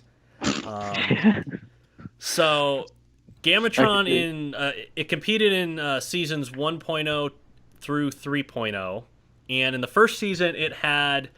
the longest fucking axe I have ever seen on a combat robot in my life. Like, this thing, if it was standing vertically, would probably be taller than us. It makes Bumblebot look like it's got impotence. You know Yeah, what I it's mean? just Like, this massive pole, and then the axe itself is huge. It's like, or the axe head itself is huge. It's in the photo of it with suicidal tendencies. The axe head is as long as suicidal tendencies. I want to see. I don't care if the robots are probably disassembled. I want to see Gamatron fight Frenzy. Oh my god, that would be amazing. Oh yes. It would be like watching all right, I'm gonna go to some dark places with this joke here, so you're gonna have to brace yourselves. It would be like giving a bunch of special needs kids a lot of caffeine and having a cripple fight. Oh. That would be what Frenzy versus Gamatron with the axe would be like. Just flailing everywhere, nothing ever hitting anything. I just want to point out, by the way, that their only win was against. They seem to have had a rough time with like British robots. Their only win was against Suicidal Tendencies, but two of their losses was one of them was to Panic Attack, and as you said, one of them was to Little Sister. Oh, so it gets even better because they did beat Suicidal Tendencies somehow, despite Suicidal Tendencies having traction and a lifter. They lost the next fight to Punjar, and Punjar is a leftover from the original U.S. Robot Wars before BattleBots became a thing. So technically, Gamatron only ever lost or only ever fought Robot Wars machines. Oh my god. That's amazing. Yeah, because then Season 2.0 with the gigantic saw face thing fought Panic Attack, which, Panic Attack is well known for just controlling literally everything. And when you give like a big old hookable surface like dangling right in front of it, like you just whipped your knob out. Like how the hell is Panic Attack not going to take advantage See, of that? now we're gonna end up. Thank you for saying that, because now we're gonna end up with fan art of Panic Attack with Gamatron's dick hanging over its face. Oh no. Well, to be fair, we already mentioned this with shafts and heads earlier, but and Little Sister. Please direct all of your erotic fan art to the Rule 34 website, where we'll see it there. Do not post it on. Of course, Gamatron's Season 3.0 appearance was, I was about to say, much more practical. It was an overhead spinner with flail weapons on the ends. Of course, it fought. Those, what's its faces? You know, in playgrounds you have those like things that kids can hang on and they spin around. Oh yeah, the I don't know the name of them. It's not a. Is it a merry-go-round? It's not a merry-go-round, is it? That's when you sit in it and it goes around or something. But it's like an upside down one of them, and you hang from it and it spins around. It looks like one of them. Oh yeah, exactly. It looks like it's a jungle gym thing for kids to play on. That'll do. Except it spins fast as hell. Actually, you know what it kind of is based on the team's nickname for it. It's a little bit like a hula hoop, because they called it the Hopeless Hoop of Doom. I will say this, actually. I mean, it's quite funny how there was two Walkerbots with an overhead spinner like this in this season. Obviously, in 3.0, and of course Gamatron came up against the Flipper the very first fight, and their spinner wasn't, to the degree of Son of Waiachi's spinner, so of course they got turned over immediately and lost. But yeah, there were two overhead spinning bar walkers in 3.0. I'll say this to their credit. Like on paper, I could imagine looking at yourself making the spinner version of Gamatron and thinking, "Yeah, I think we finally got it." It didn't do well, obviously, but like I could imagine being the team and just thinking, "Yeah, this could work." Well, yeah, especially after like Son of Waiachi won, and they're like, "Yeah, we're on the right track," and then the next season comes and they're like, "You can't do that anymore." So they then moved on to Gamma Side, which was a pusher. Yeah, it was a pusher, and now they have Gamma 9 in the current season of BattleBots. That's the same team? That is the same team. Oh my god, I actually like Gamma 9. I feel like I'm the only one who does. Yeah, you know that little dome on Gamma 9's back? That is that is the team's hallmark, is that black dome shape. I think to further cement how I think I'm the only one that likes Gamma 9, BattleBots themselves obviously had that intro where Bronco flung Gamma 9 into a dumpster when Chris and Kenny were like, "Oh, Bronco, clean up this mess." I mean, apparently it was the Gamma 9 team's idea, I guess. Oh yeah, I can't imagine they went behind the Gamma team's back and were like, imagine if they did. They'd just be like, yeah, just look over there, man. Do you see that over there? Yeah, just keep looking there. Quickly, get Bronco ready. Yeah, just look over there. Just keep looking over there. Yeah. What am I looking at? Just keep looking. And then I don't know why, but I just, while you were saying that, I kind of pictured in my head suddenly either Chris or Kenny just grabs Gamma 9 by the claw and just fucking like throws it into the dumpster. Oh man! You know, Kenny is probably strong enough to do that. Yes, I need to see that. So you want to know another a little Easter egg that was in the current season of BattleBots? When Gamma 9 had its televised Rumble fight, if you look in the crowd, it's actually the guy who does the BattleBots update website, who does the really sarcastic write-up reviews. He was holding up a sign that said "Long live Gamatron." Oh my god, yes. Also, That beautiful person. I finally found. I think I finally found out something. That Series 2 saw design. I think it looks like it might have been inspired by their previous robot from, which was Namreco 3000 from 1999. Yeah, Namreco 3000 was it was definitely a thing. If you can picture like a cross between a Dalek and R2D2, only with like saws in its face. I just want to say, Namreco 3000 beat Minotaur. Oh, you are. Move on to the next robot before anybody figures out the context. Oh my god. Spoiler, not that Minotaur. It was a better Minotaur. Minotaur. Right, shall we move on to our final robot? The robot with active armor. Yes, active armor it was called. We were speaking, of course, of Death Star, whose only television appearance was getting fucking mangled by Frisbee. Which went on to be Captain Shredderator, if I'm right in thinking.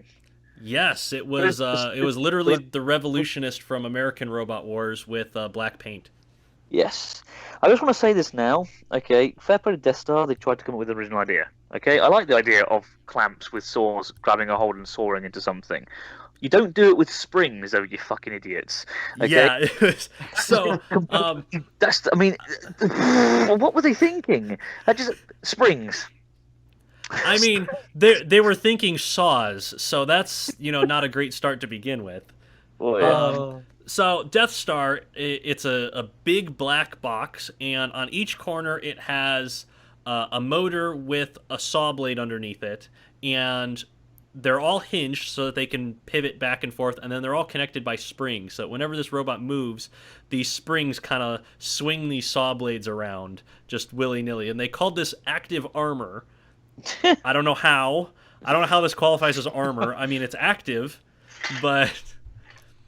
Oh, no, it's stupid. Is this like the best defense is a good offense kind of thing? And the best defense is 4 saws, Mahatma Gandhi. Well, we should have saw that coming. Anyway, no, I'm sorry. But yeah, no, I will say this, though. They also intended, and I'm not joking here, this is what they intended. They intended for it to be a case of if a robot drove into their side, they would actually clamp on them. I'm not being funny. What sort of shit do you have to be smoking to not realise that a heavyweight combat robot hitting some springs is going to come off the better of the two items? A lightweight could hit your springs and break them, for fuck's sake, let alone a bloody heavyweight. And the thing is, like, they're springs. They're not... It's not like there's any degree of control over it. They just sit there and the springs kind of hold them vaguely in position with tension. So, like, they don't clamp down automatically and, like, keep pressing into it. They just kind of shake about. It's a shame that they didn't watch Robot Wars, because then they could have seen, like, Mousetrap and realised, yeah, springs probably aren't the best choice. Hey, at least Mousetraps was actually a joke and didn't actually look like it was only meant to be for decoration. But they literally use these things for their weaponry. I mean, it's like the Dark Destroyer with their freaking wagglers, for Christ's sake. What was the point? It didn't go anywhere. I mean, I'll give them credit for trying something new. Like, I guess I can understand maybe in theory, like, the whole grabbing thing, but the springs really were never going to work. No. Well, I mean, I say that they technically have 2 wins, but that's because one of them is a forfeit. Their opponent, Right. Mr. Bone Stripper, was not ready in time for their second fight, and so Death Star technically won by forfeit because BattleBots counts that as an official win. But they did beat Black Ops, and it wasn't because of the saw blades. It was because Black Ops had a spontaneous failure in the middle of the fight. Two spiked wedges before being replaced with two retractable. What? It's so if can you imagine if your car, you know, the bumper of your car, if you could just like open the bumper of your car up like a pair of doors, and that was this robot's weapon. This is Just to let the other robot in. okay. I'm just gonna move away. I'm gonna pretend I didn't see any of that. I mean, I know where the Robot Arena 2 DSL got their wheel model from now. Oh my god! It's basically the same wheel. Anyway, so Black Ops. I mean to say, Death Star did get a televised fight, surprisingly, because it did not get through to the top 16, which is usually where the televised fights go. But it ended up on television against Frisbee, which is a full body spinner, kind of tuna can shaped, and Frisbee ripped it the fuck apart. Good. Yes, like it tore the saws apart. It tore the springs off. There was smoke pouring out of Death Star. It was not even close. It was a massacre. I will give Death Star let them that. win. At least Death Star died gracefully. I think that's the best way you can look at it in this situation. That's the thing, is technically it was barely mobile at the end of the fight, so it didn't die. It made it to the judges, and it lost. Make it to the judges, yeah. 37-8. How the hell did they score 8 points? That's what I want to know. Maybe for bravery. Yeah, it's like when Hazard went up against Zion in season 4.0. And it won, I think, something stupid like 40-something to 2. It's like, was there any point in giving them the 2 points? Seriously? Yeah. So, like Death Star versus Frisbee is like the kind of fight where you're like, all right, I want to test out my spinner. I need a really easy, soft box to attack that's going to look really good. And so you test it against Death Star, which is just a polycarbonate box with some saws hanging off of it, because you know it's not a threat. I mean, Death Star had a little bit of pushing power before its motor started to give out, but it was a pretty easy cakewalk for Frisbee. But at the same time, I'm kind of glad we got to see it on television just because it was great fun. Honestly, yeah, okay, it was a pile of crap, but hey, it was a fun pile of crap. It was a very good fight to watch, because there's parts flying and smoke and all kinds of stuff, and we did get to see an extremely interesting design on television. So I think that pretty much wraps up those robots that we chose for today. Do you guys want to pick the next 5 machines to look at next episode? Gladly. I think we'll have Sean and we'll have Anderson pick one each, and then I'll pick the remaining 3. How about that? Sounds good to me. Yep. All right, so why don't one of you go ahead and give us our first robot for next episode? Sean, you can go first. All right, here we go. The Orlando Commando. Yes, that is one of the best names you could have for a fun fact, the Orlando Commando, not from Orlando. I can't believe I've been lied to like this. I feel violated. Not only is it Commando, but it's lied to me. Even just as good as its name is the name of one of the robots it's been, but I'm going to hold off because you can enjoy that in the next episode. Yes. Okay, so Anderson, what do you got? You haven't, you're not on the BattleBots wiki, are you? Yeah, I am. Yeah, I'm on my phone. You are. Did you click random page? Yes, I did click random page several times because I got a few things before an actual robot, believe it or not. Crash Test Dummy is the machine that I have been appointed. Basically, it's Dr. Inferno Jr. done well. I think that's the best way to describe this thing. It's the Great Pumpkin. It almost is, yeah. Crash Test Dummy was on television. It's Demolition Man. Okay. It was also supposed to have airbags as well. Yes, its weapon was supposed to be airbags, and they weren't allowed because explosions and such. Okay. We better not dive too deeply into these, because then, if you guys want to see people talk about Crash Test Dummy, then you better tune into the next episode. So, our third robot for next episode, it's all one word. It's called Go Postal. Free shipping before it was free shipping, maybe? I don't know. Well, if you... we mentioned Angel of Death from Robot Wars with the side dildos. This one takes that to the extreme. Ooh, exciting. So if you have a thing for side dildos, then that will be a thing in next episode to talk about. Side dildos. Yes. Not even a front dildo, a side dildo. Figure that one out. After that, we have Trilobot. Oh god, I think I've seen Trilobot before. It was in one of the live review videos that I did, and I could not stop laughing because it had an encounter with the pulverizer, and it was not a very sexy encounter. Unless, smushed things are your thing. Yeah. We already know what Sean's thing is. Sadism. What is this? Okay, so, I like the look of this robot. It's got a nice theme to it. It's called Der-Biterbot. Yeah. D-E-R Biterbot. Yeah, so Der-Biterbot could best be described as a Halloween prop. So, yeah, that'll be fun. I don't have This should have been on anybody... CSI, by the way. Should have been on CSI. Anyway, so that'll wrap up this episode of the Roasting Robots podcast.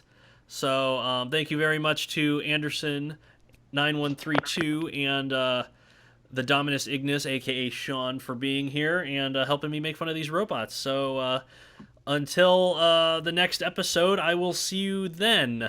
Bye-bye. Bye. Ta-da. It's been a pleasure, by the way.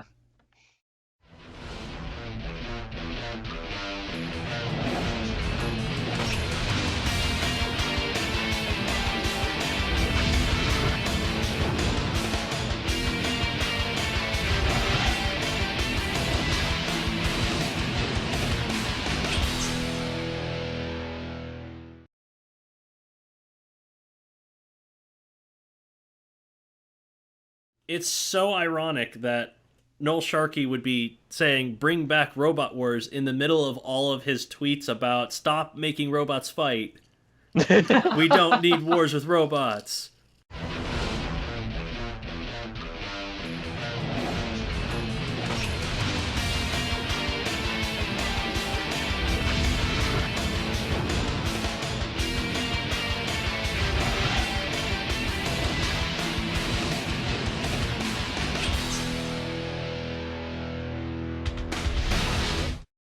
Hello, everyone, and welcome to the Roasting Robots podcast. This is a podcast where we take a look at BattleBots robots from the past and the present, and we make fun of them because we love them so much. As always, we have a few guests with us today. Our first guest today, he's been on the show before a couple of times. He's filling in again today for somebody who couldn't make it. Please welcome back once again, TheDominusIgnis. Hello again, everyone. I'm basically the substitute that sits on the bench until someone gets injured. I can't even come up with a joke for that. I'm just like, you're the substitute player, substitute teacher. You're the substitute podcaster, I guess. I'm the substitute teacher where I come on and everything goes to shit. Yeah, you just write the assignment on the board and let whatever happen. Oh, are you two supposed to be sat together playing with your Game Boy? Yes, teacher. Oh, that's the best case scenario. Oh, man. Speaking of best case scenario, our second guest, he is the host of the Robot Wars episode reviews podcast on YouTube. He's been going through series upon series upon series of classic Robot Wars. Please welcome Jim Gematic to the podcast. Hello there. Hopefully I've not been kidnapped this time, because I have a tendency of kidnapping people. Yeah, you kidnapped me, you kidnapped Sean, you kidnapped Anderson, you kidnapped a lot of people, and we have returned the favor. We've ended up in a lot of videos together, James. Yes, it was really funny because I remember I might say, oh James, yeah, do you want to come on? Yeah, sure. And there's we need someone else. Hey, I'll join in. And Sean's like, Sean, you're following me. I can't help it. The rabbit hole is too tempting. I think Sean is following everybody. He's just like the world's best stalker. Because, like, he's on my channel, he's on your channel, he's on the Good Robotle channel. Like, he's a virus. He's invading everybody. In fairness, I'm in more of other people's videos than in my own. in fairness, I don't mind having a stalker because I like the attention. I don't mind having a stalker. Jim Dramatic 2018. Put that on a t-shirt. You're gonna open your window tomorrow and there's just gonna be like some creepy old guy half dressed standing in the bushes.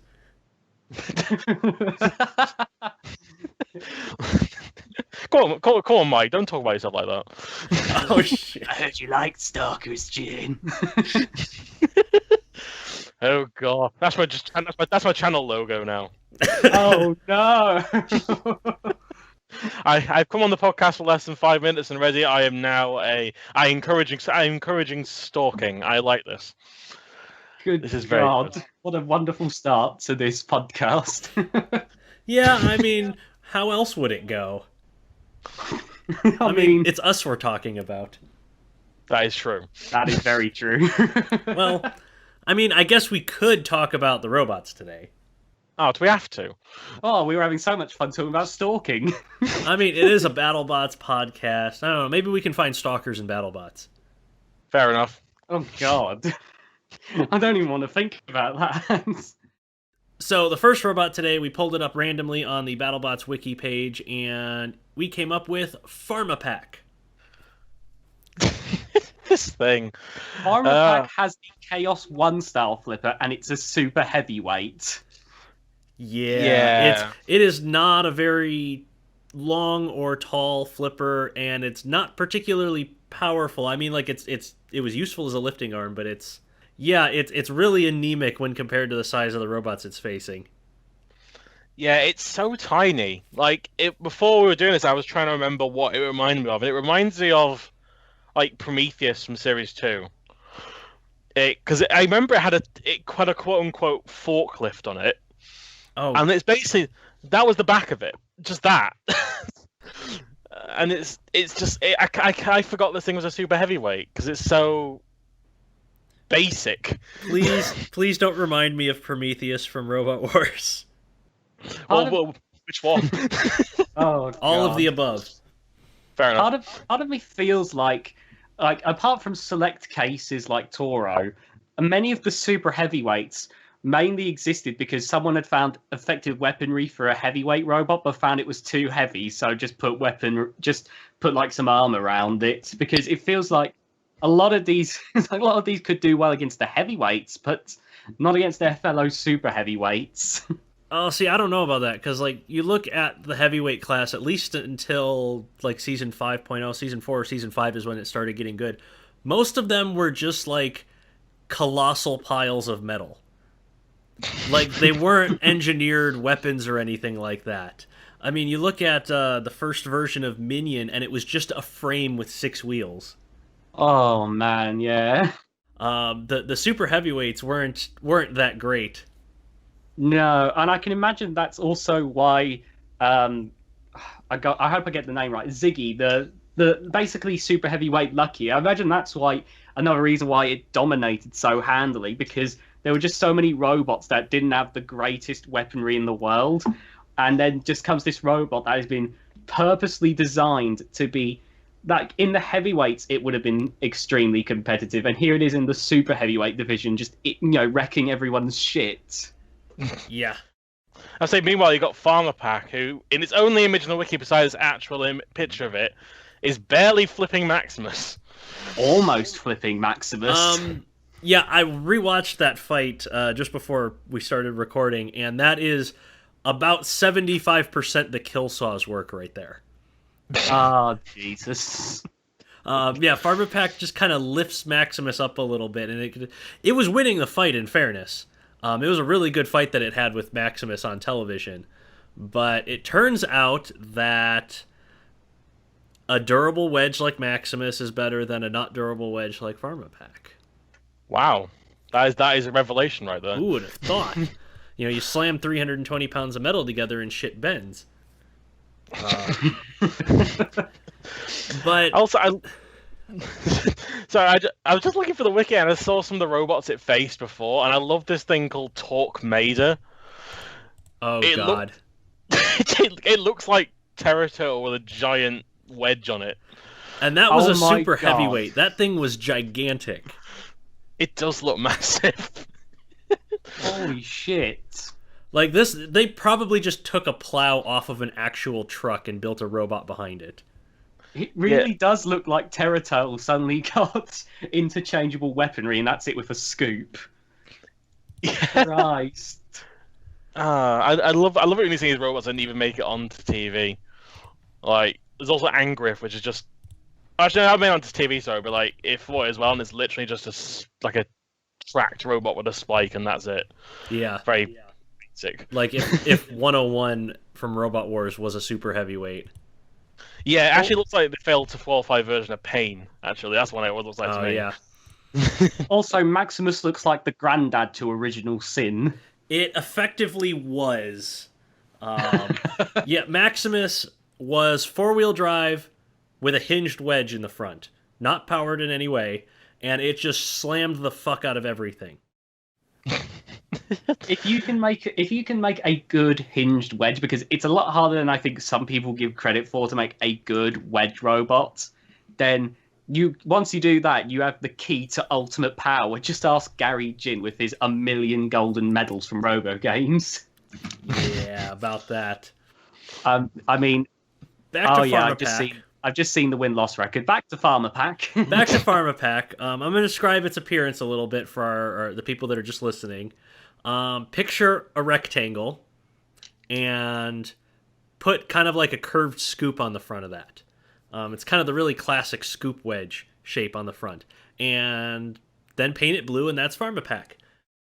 Like, in concept, I can see that the design being somewhat effective. It's like, oh, put a scoop on it. That should take a fair bit of punishment, and then we'll add the flipper. But if you can't even flip another super heavyweight, oh Jesus! You know what? This looks like a robot that the Robot Wars fan base would just absolutely love to death. It just ticks all of the boxes. It has a lifting/flipping weapon. It has enclosed wheels, and it has a completely separate self-righting mechanism. It's all the things that Robot Wars fans want in a robot. Wait, it has a separate self-righting mechanism? Yes, that's that weird block on the back of PharmaPack's top end. What is Holy it? shit. I can't even tell what it's supposed to be. I can't either. I just understand it is some degree of self-righting mechanism. If it gets flipped over, does it sound like a warning light to help it get flipped? Needs assistance. Just a klaxon starts going off, and the troops start massing in place. Oh no, it's like that Simpsons episode where Homer Bart has that belt that has all that stuff on it, and then it just says when the anti-bullying thing pushes a button, and it just parachutes a message saying "call the police." That's all it is. Like, help. Looking at the particular shade of blue that PharmaPack's team chose for this robot, it does not look like it would be out of place in an episode of Doctor Who. No. Oh my god. Like, this would be like the backup TARDIS. I just imagine Steven just convulsing. You just killed like Steven right now. Just saying that. Poor Steven. You can smell the Guinness, and then he reaches through your screen, just starts throttling your mic for even mentioning He's it. gonna reach through the internet and grab me and take back all the hex bugs he sent me.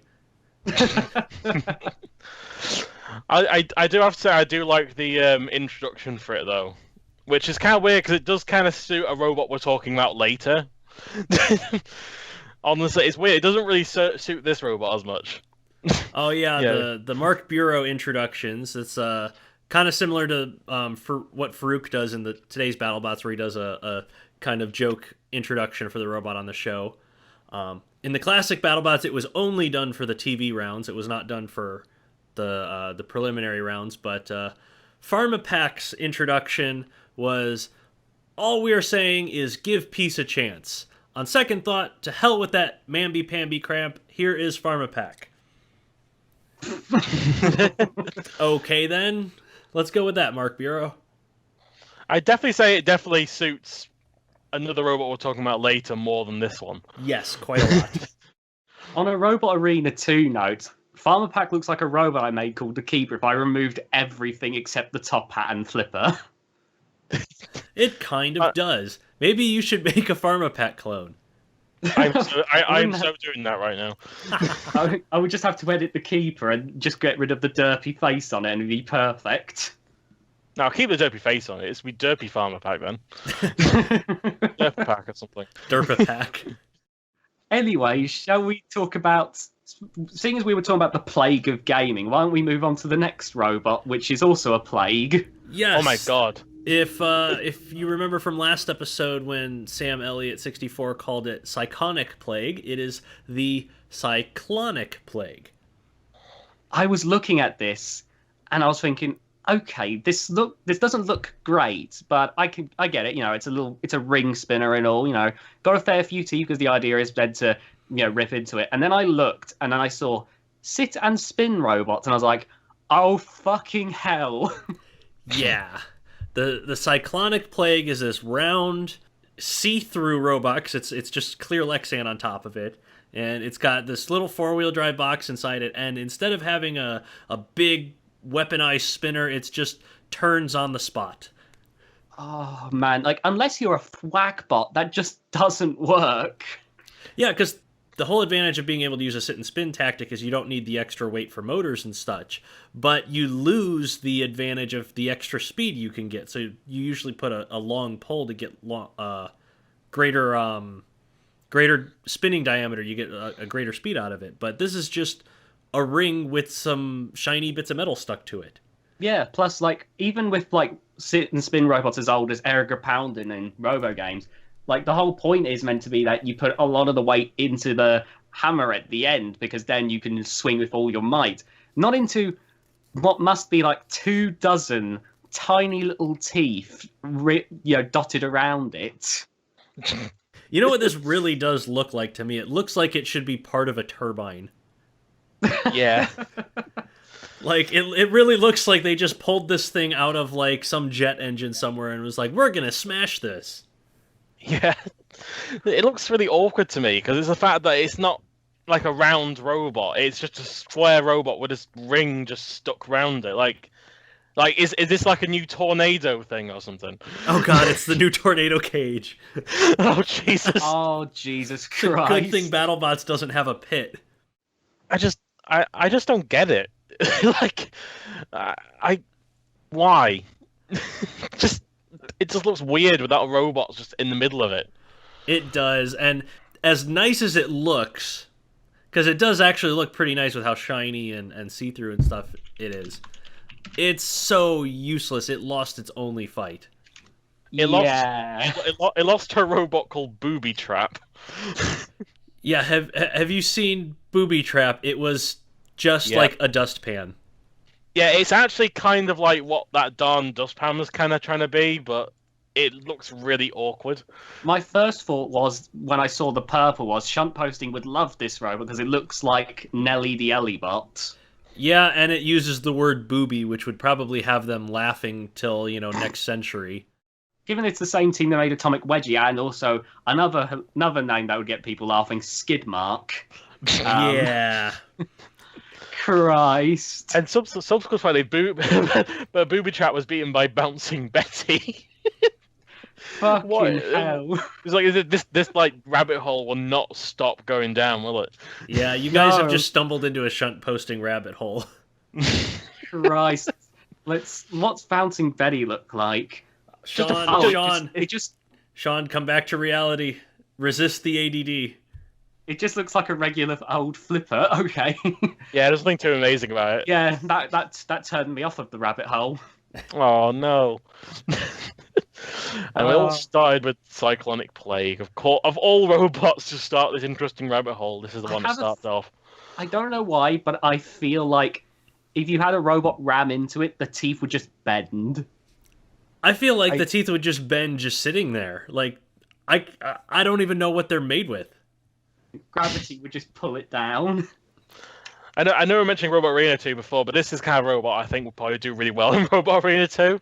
Yeah, because it's got so many weapon teeth, you would just like gracefully brush against the side of the other robot and do like 80,000 points of damage each time.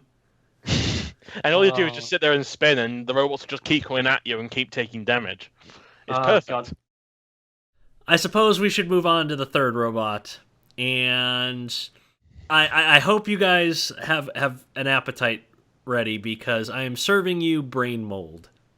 Ooh, lovely. I love how even the wiki doesn't even have any clue what is going on there, because it's like, oh, it has a ring that it might have been able to spin, and also the line that I mentioned before we started, which was, it's from Lubbock, Texas, which might have explained its UFO-like shape. Battlebot's wiki, can you please explain what the fuck you're trying to get at there? I don't know. I mean, like, does it actually have any like teeth on it, or is it just smooth?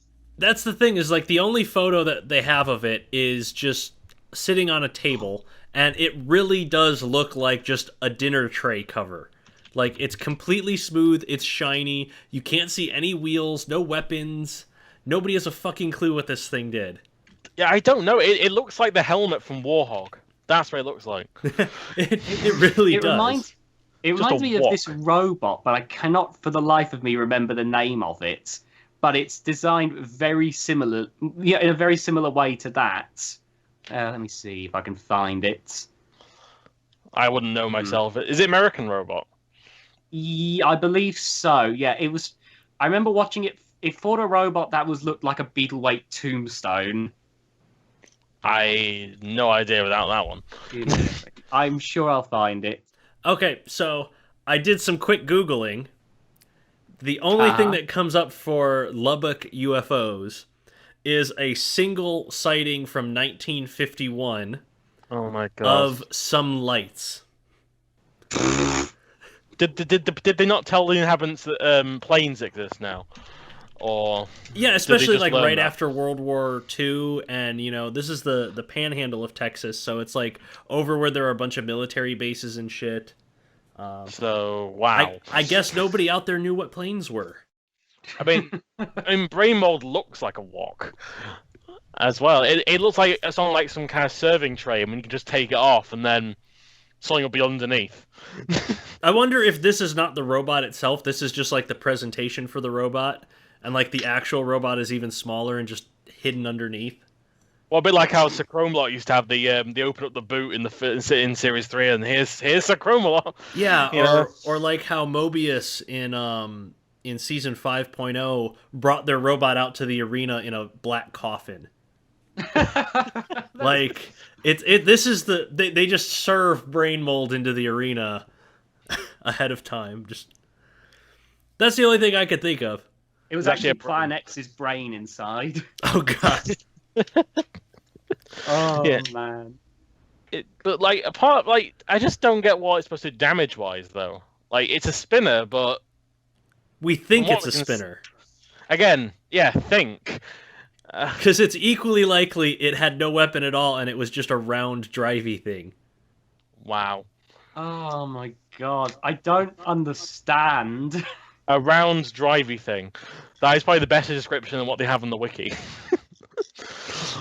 Brain mold was built by a team called Team Poor College Guys. They were so poor they couldn't afford a weapon. Well, yeah, they couldn't afford armor either because their heavyweight robot, their middleweight robot, Kegger, well known in Season 2.0 for getting its armor completely ripped off by Deadblow's wheels. Oh mean- my god. Actually, when I look at Kegger, I don't know if I'm right or not, but did this thing appear in the Nickelodeon Robot Wars? Like under a different name? 'Cause it looks very similar to Falcon. I don't believe they were the same robot. Because they look pretty much almost the same, except Falcon had a lifter, and that's the only difference. Yeah, I don't think they were the same robot, but yeah, Kegger had such good build quality it was defeated by a wheel. Alright, so I can't think of anything else to say about brain mold that we haven't already said.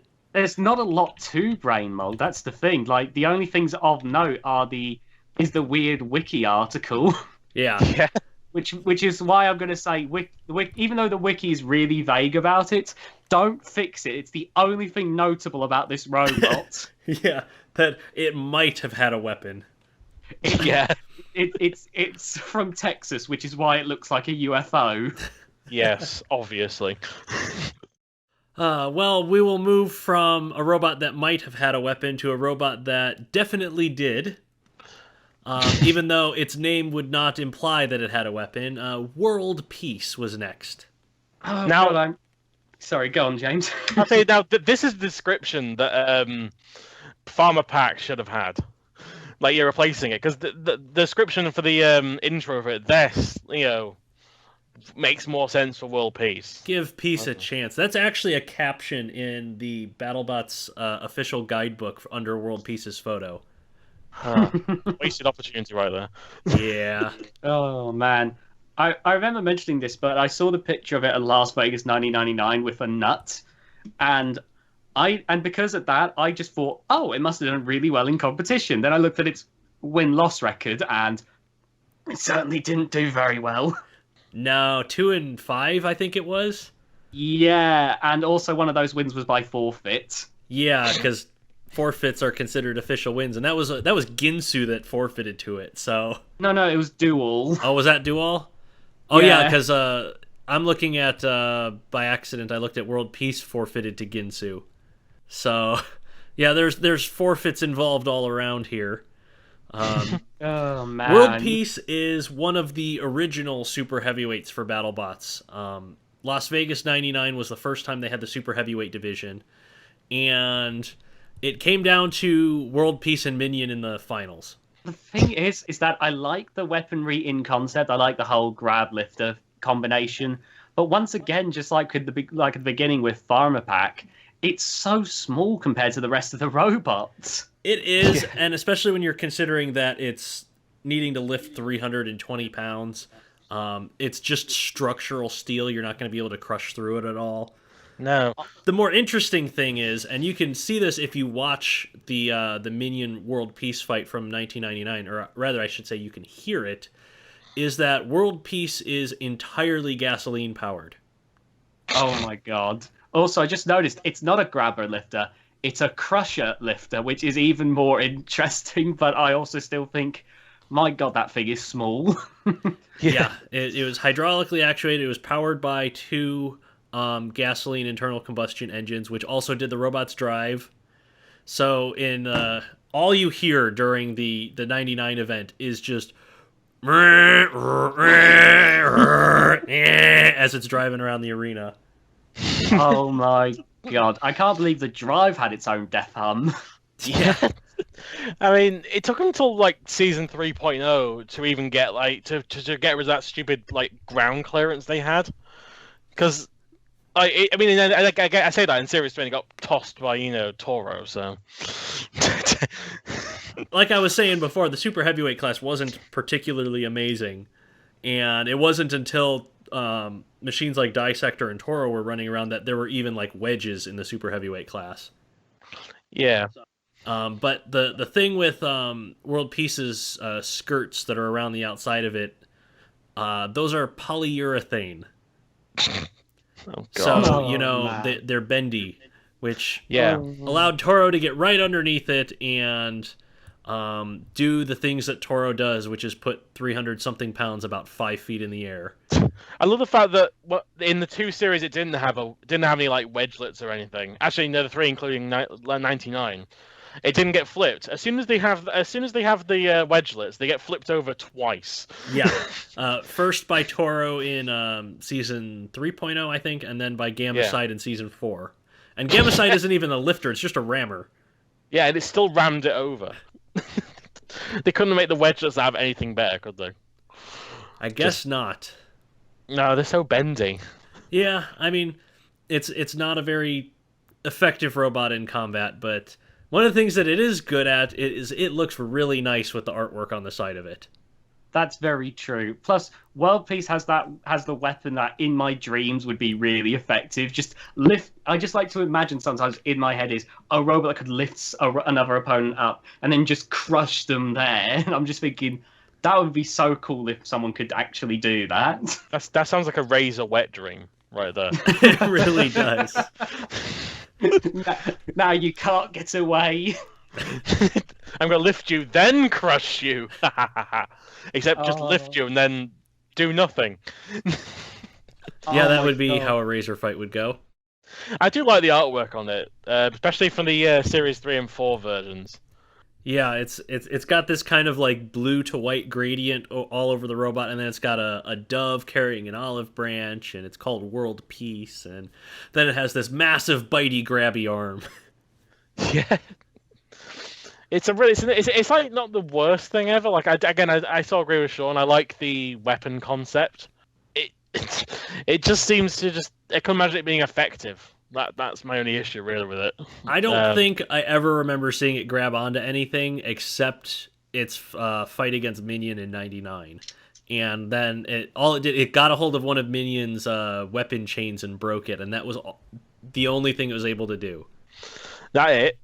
Yep, that's all it was able to do during its whole career, pretty much. I mean, it did defeat a robot called the Junkyard Cog in 3.0, but if you look at this thing, I mean, like, Sean, you were talking about, like, Terror Turtles. Yeah, it's got the smallest discs ever sticking out of it. It looks like a massive UFO or something. It reminds me of Dreadnought if it had a spinner instead of, like, forks. Actually, no, it can imagine more of Spikosaurus, like shape-wise. But they just stuck two giant. Well, I'll say two giant. Like it's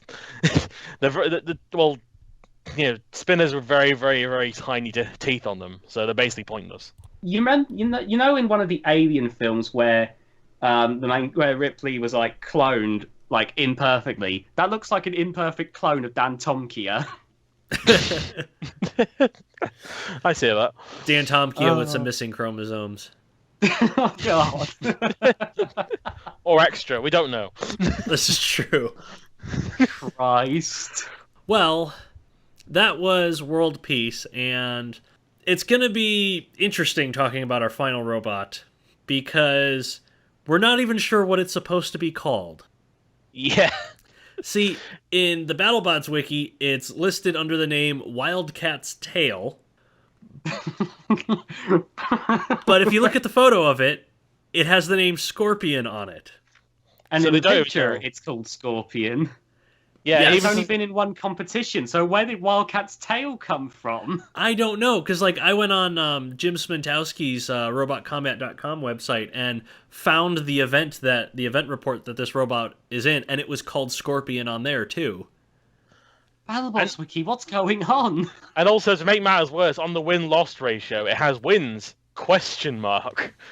Yeah, Oh, right. it's not even a number.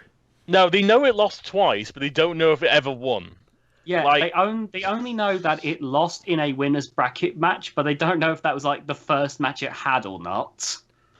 Yeah. Like, what is? I kind of like the aesthetic to a degree. Like, I like the scorpion claws on it, which actually at first when I looked at it, I thought they were like new hydraulic or something, but they're just spikes. They Yeah, don't it's even- got these kind of like orange-looking claw-like things on the one side. It's got a thwacking weapon on the other side. It's something. I mean, it's a middleweight thwack bot. It's kind of what you expect. I really can't imagine this won any fights. The whacking tail doesn't look like it could have done a whole lot, and the claws, I imagine, if it ever faced a spinner, it would have, been completely wrecked. Well, Yeah. this was the 2002 BattleBots IQ event, Yeah. which I get to explain what BattleBots IQ was then. Oh, Jesus. When BattleBots started getting real popular in 2001, it was like right around like season 3 or season 4, they started a slightly separate event called BattleBots IQ, which was entirely school-based. So all of the teams were like high school teams or college teams and such like that, and they were smaller robots in a smaller arena. It was like underground robot fighting pretty much. You didn't really get a lot of the major competitors going to them.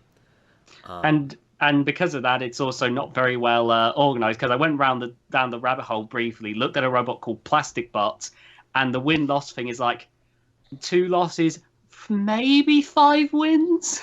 Yeah, the for some reason the BattleBots IQ events just have not been documented very well. There are a lot of robots from BattleBots IQ that they don't know any of their fights, just that it was a thing. Jesus. Does BattleBots have any footage from these events that they could probably shed light on this whole thing for us? I think there's a few videos on YouTube, but I don't think they're like official videos. I think they're like fan videos. Oh god, so BattleBots might not even have any footage to shed light on this. Yeah. A lot of the Oh, competitors God. don't have photos or information. Like, the only reason this showed up on Jim Smentowski's website was because he took one of his robots there. Oh, what was his right. robot? I don't remember. It might have been Backlash. Ah, okay. But like I said, I don't remember exactly. Oh my god! I've just realized I was looking at I never gone back to Wildcat's Tale for some reason, but I was looking at it said it lost to the eventual runner-up, the Edge, or just called Edge, right? But then I just look at Edge, see what it looks like, and it talks about the IQ 2002 where it was in, and it said next faced up was Scorpion. Yeah. If you try and click on it, it asks you to make a new article. Yeah. Oh my god. But it must be just called Scorpion, because it's the only time it's called Wildcat's Tale is on its Wikipedia page. Every other page calls it Scorpion. Yeah, and what's really funny, if you go down to Edge's win-loss table down at the bottom, and you click on the name Scorpion, it goes to Wildcat's Tales page. What is going on in this wiki? I have to say, Edge actually has a very nice win-loss record. You know, losing only 3 times and winning 9 times. Yeah, Edge was a very successful double wedge bot, and it was built by none other than Mark DeWitts, the guy who runs Icewave. Oh, that explains it. That would be why, yes. He got his start in BattleBots IQ, and now he is literally ripping robots in half. Any last thoughts about Wildcat's Tail and or Scorpion? It's a box with spikes and a whacker. I mean, they've tried their best to make it appear like nice, you know, give it the claws to be like a scorpion, you know, give it a little tail for whacking. So I can appreciate the effort they put to make it look good, but I feel like we can safely assume that question mark is a 0 in the win column. Yeah. And like even the win column is bad enough, but like they know it had 2 losses, but they don't know what its other loss was. Oh Christ! This It wiki lost is to a series of question marks. Maybe that's what it was. It just lost to a robot that was just literally called a series of question marks. no. It lost to your rival in Gen 2 of Pokemon. Can someone enter into BattleBot a robot that's like create a new Wikipedia article? Oh man. Citation needed. Citation needed or red link. Oh my god, yeah. Oh, that would fuck with the wiki creator so much. We need to do that. I would find it hilarious if someone found out a way to actually break wiki websites and name their robot after it. And so then whenever anyone tried to actually put it up on the website would just break entirely. Yeah, just name your robot some like short bit of HTML code. Oh. I mean, it can't get much more broken than it already is. I mean, look at Wildcat's Tales page. I mean, you have Wildcat's Tale on the BattleBots wiki, and you have Robot Wars, which mentions how a robot had like one event in like 2003 in the winter and details its win-loss record there. The Robot Wars wiki is what I wish the BattleBots wiki was like, because it's so easy to navigate. There's just links everywhere. You can get anywhere from any page that you want. BattleBots wiki, if you don't know the spelling, you will never find it. Plus, the Robot Wars wiki is so obsessive with each and every detail that I can't help but love it. Just like so many details that I never needed to know, but now I know. We need to get some of those guys over to the BattleBots wiki, because they will like call people up and visit them at their homes to get this information for us. Yeah, I mean, the Robots wiki is a wiki that has like pictures from like qualifying rounds. It has like what they did in 2003 randomly on a live circuit once, and they even they have robots that are like just MS Paint concept art. Yeah, and if it wasn't for the wiki, I would know possibly the most useless Robot Wars fact ever is that Terrapin and Ripteron are anagrams of each other. I shouldn't know that, but I do. Yeah, they're exact anagrams of each other. Oh my god. Forgive the crudeness of this joke, but we need to get some of that autism over on the BattleBots wiki. Bring that over here. In fairness, the Robots wiki is powered by autism, so you know what you're going to do. We need it on the BattleBots wiki at this point. All right, gentlemen. It has come to that time of the episode when we need to draw new robots for the next guest to look at. Oh, okay. So what we're going to do is each of you is going to draw one robot, and then I'll draw the remaining 3. And we will see what we end up with. Okay. We'll let Jim pick first, because he's new on the show. Jim, okay. Jim. I'm going to explore. We're going to random. Oh god, he's picked something amazing. What the fuck is that? Yes. Right, it's all one word. It's called Death Wishbone. What? I'll get you to see this. It looks like the Batman symbol. What? Death Wishbone. Right, well, that is going to be a thing. I don't know who's in the next episode, but they have to roast Batman's alert symbol. Yeah, there we go. That was you. my contribution to this. Thank you, James. You've just made the next episode the best episode of all time. Yeah. You've already buried this episode by bringing that figure. How are we ever going to compete? Well, I don't know. Well, for the next random one then. Right. What do you want to pull up, Sean? Well, Here we go. You don't have a choice. No. And it's going to be Incisor, which is a wedge robot armed with 2 thin flipping arms. Oh my Ooh. god, what is that? It's shiny as fuck is what it is. Oh, it is. My god, it's apparently there's meant to be 2 little flippers, and I'm just thinking, what? I don't know what to think about this robot. Well, that's okay, because you guys don't have to. You get to leave it to the next people to Thank have God, to I get think to about give it. My poor brain gets a rest. Oh, unless someone in the band has to cancel last moment and goes, sure. Any opportunity to dive down the rabbit hole. Of course. Well, your brain does not get to rest for very long. Oh, Christ. Because the third robot that has come up is called Wipeout. 2 words. Oh, for God's sake. What if there's no information on the wiki as well? What even is that? There's literally no information. It's just the words "wipe out," but the photo is amazing, and I can't wait to rip into this thing. Wipe out. Well, 4th robot. It has been on television. Oh God. Good. And it has the distinction of being called by the writer of BattleBots Update as the worst robot in BattleBots history.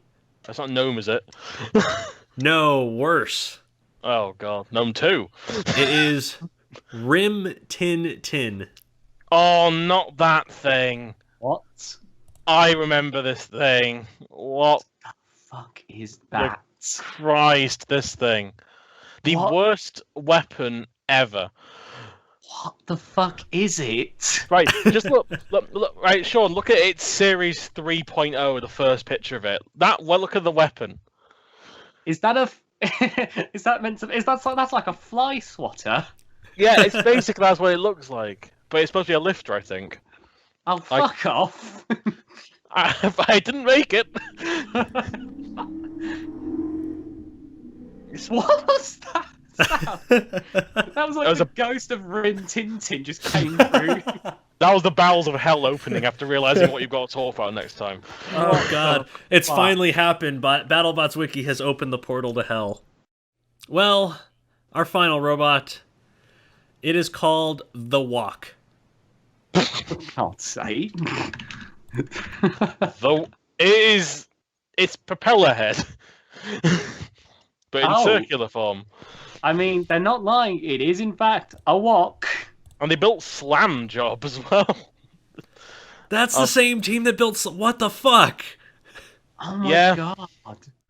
Oh my word. That's incredible. This is going to be an absolutely amazing episode next time because we have shit like Rim Tin Tin, Death Wishbone, Wipeout, whatever Wipeout is, and all caps the Walk.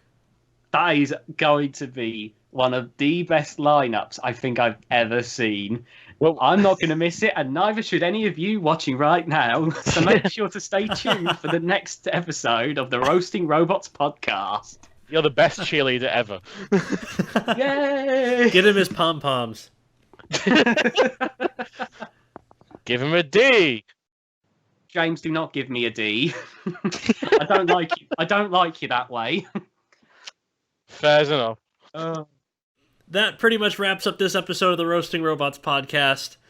Thank you for watching. If you're watching on YouTube, which doesn't make any sense because it's a podcast on YouTube, and why would you do that? If you're listening off of YouTube, thank you for doing that as well. There's only about 30 of you that have. I'm one of them. Thank you for doing that. Wherever you are, please like and subscribe and leave ratings. Leave good ratings, preferably. Share the podcast around to all of your buddies. Because, you know, who doesn't like to have fun making fun of some weird-looking shit every once in a while? Let us know what your favourite of these wonderful, wonderful creations were. Yeah. Don't forget to check out my Patreon, which is patreon.com/MrPsycho, because there are some cool rewards over there, including the Roasting Robots after show, where I put in a bunch of stuff that got cut out of the actual episode, some extra material that didn't get in. Lots of fun to be had over there. So thank you, everybody, for listening, and we'll see you in the next episode. Bye-bye. Woo. Bye. Bye. Yeet. Oh, man. I'm leaving that yeet in there. Oh. God damn it.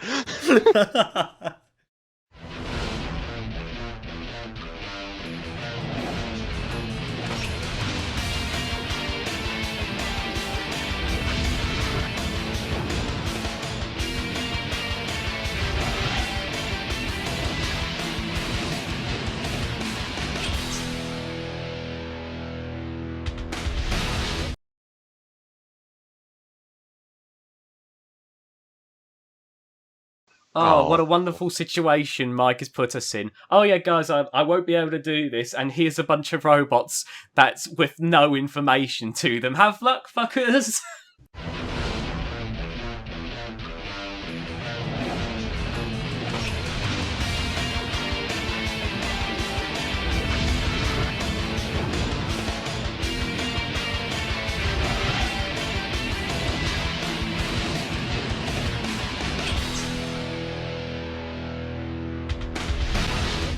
Hello and welcome back to the Roasting Robots podcast. I'm not Mr. Psycho. Hello, I'm TheDominusIgnis. To explain, Mr. Psycho is currently sorting stuff out, moving stuff about, and he can't be here for this episode. So the substitute is subbing for the host this time. But thankfully, I'm not alone on this one. I'm here with Alex the Hunted and the Orc. Why don't you two introduce yourselves? This is my first one. I was promised Mike. Oh no. You were saying about the comments, and I'm just... Oh god. I can't do live reviews. No. Oh. Yeah, this is a great idea to get a lot of Brits to talk about American robots.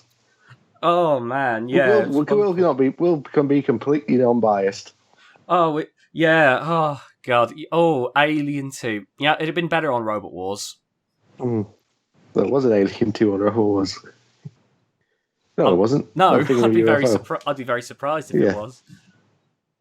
And I'm also joined by Mitch of the Orc Corp.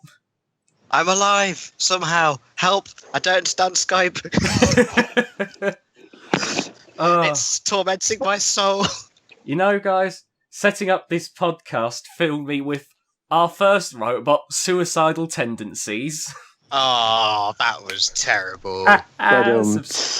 Subscribe for more. Oh, it's going to be nothing but Brit. It's not going to be nothing but Brit humor today.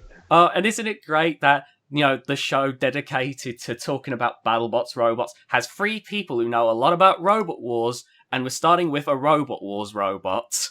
Ah, I know, right? Just look at that armament. Oh. Sorry, we've got to use British humour, so we've got to talk about Jonathan Pierce's comment. Yeah. This is truly the most American podcast of them all. Hi, Mike. How you doing?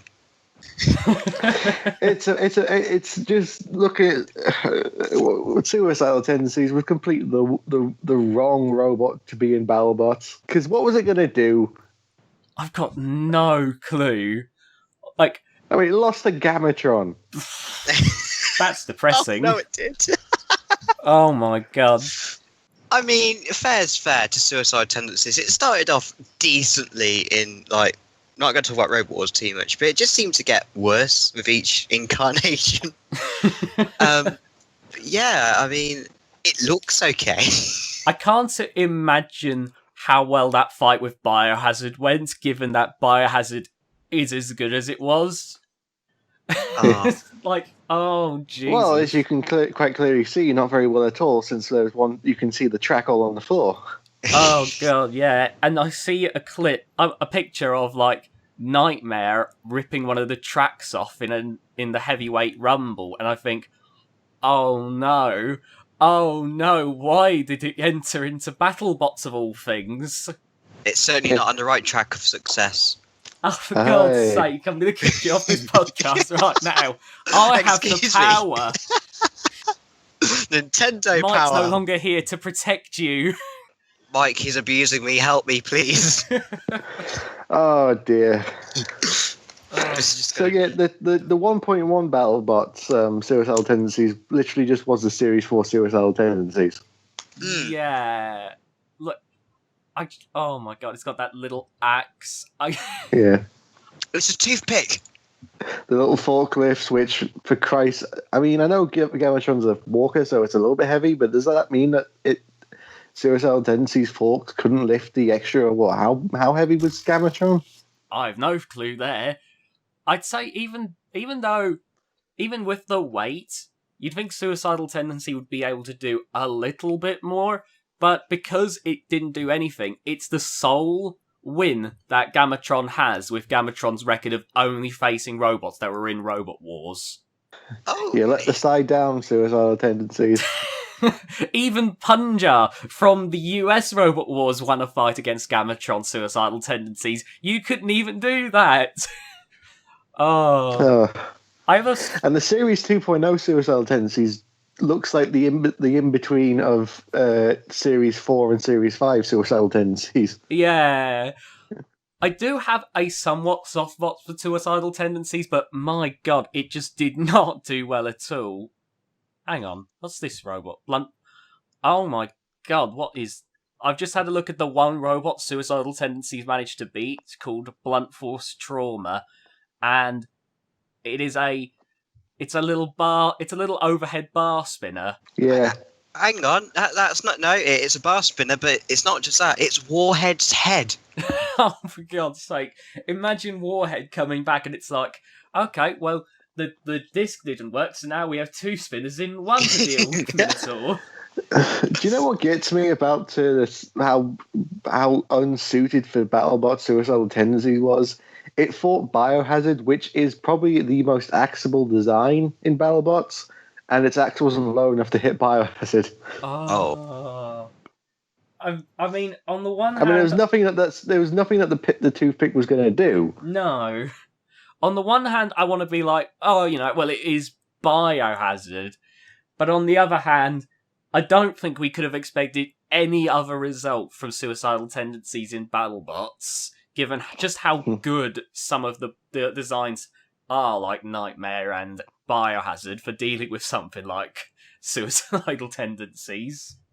Yeah, I mean, Suicidal Tendencies, it's not like one of the best robots of all time, but it's definitely not one of the worst. It's kind of comfortably in the middle, just sitting there, It's a design, but it's a design that's good for winning Robot Wars in the Robot Wars arena. It's terrible for winning in the BattleBots arena. And it's That's a good comparison. Yeah, and that's when you realise just how different the metas can be, just from a few slight changes.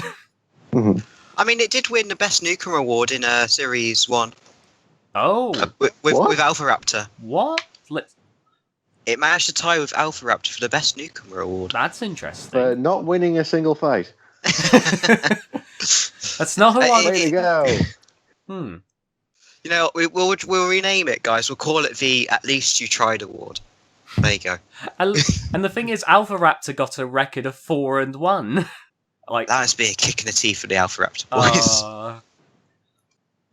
Yeah, you tied with the robot that gave one of the worst performing BattleBots robots its only win.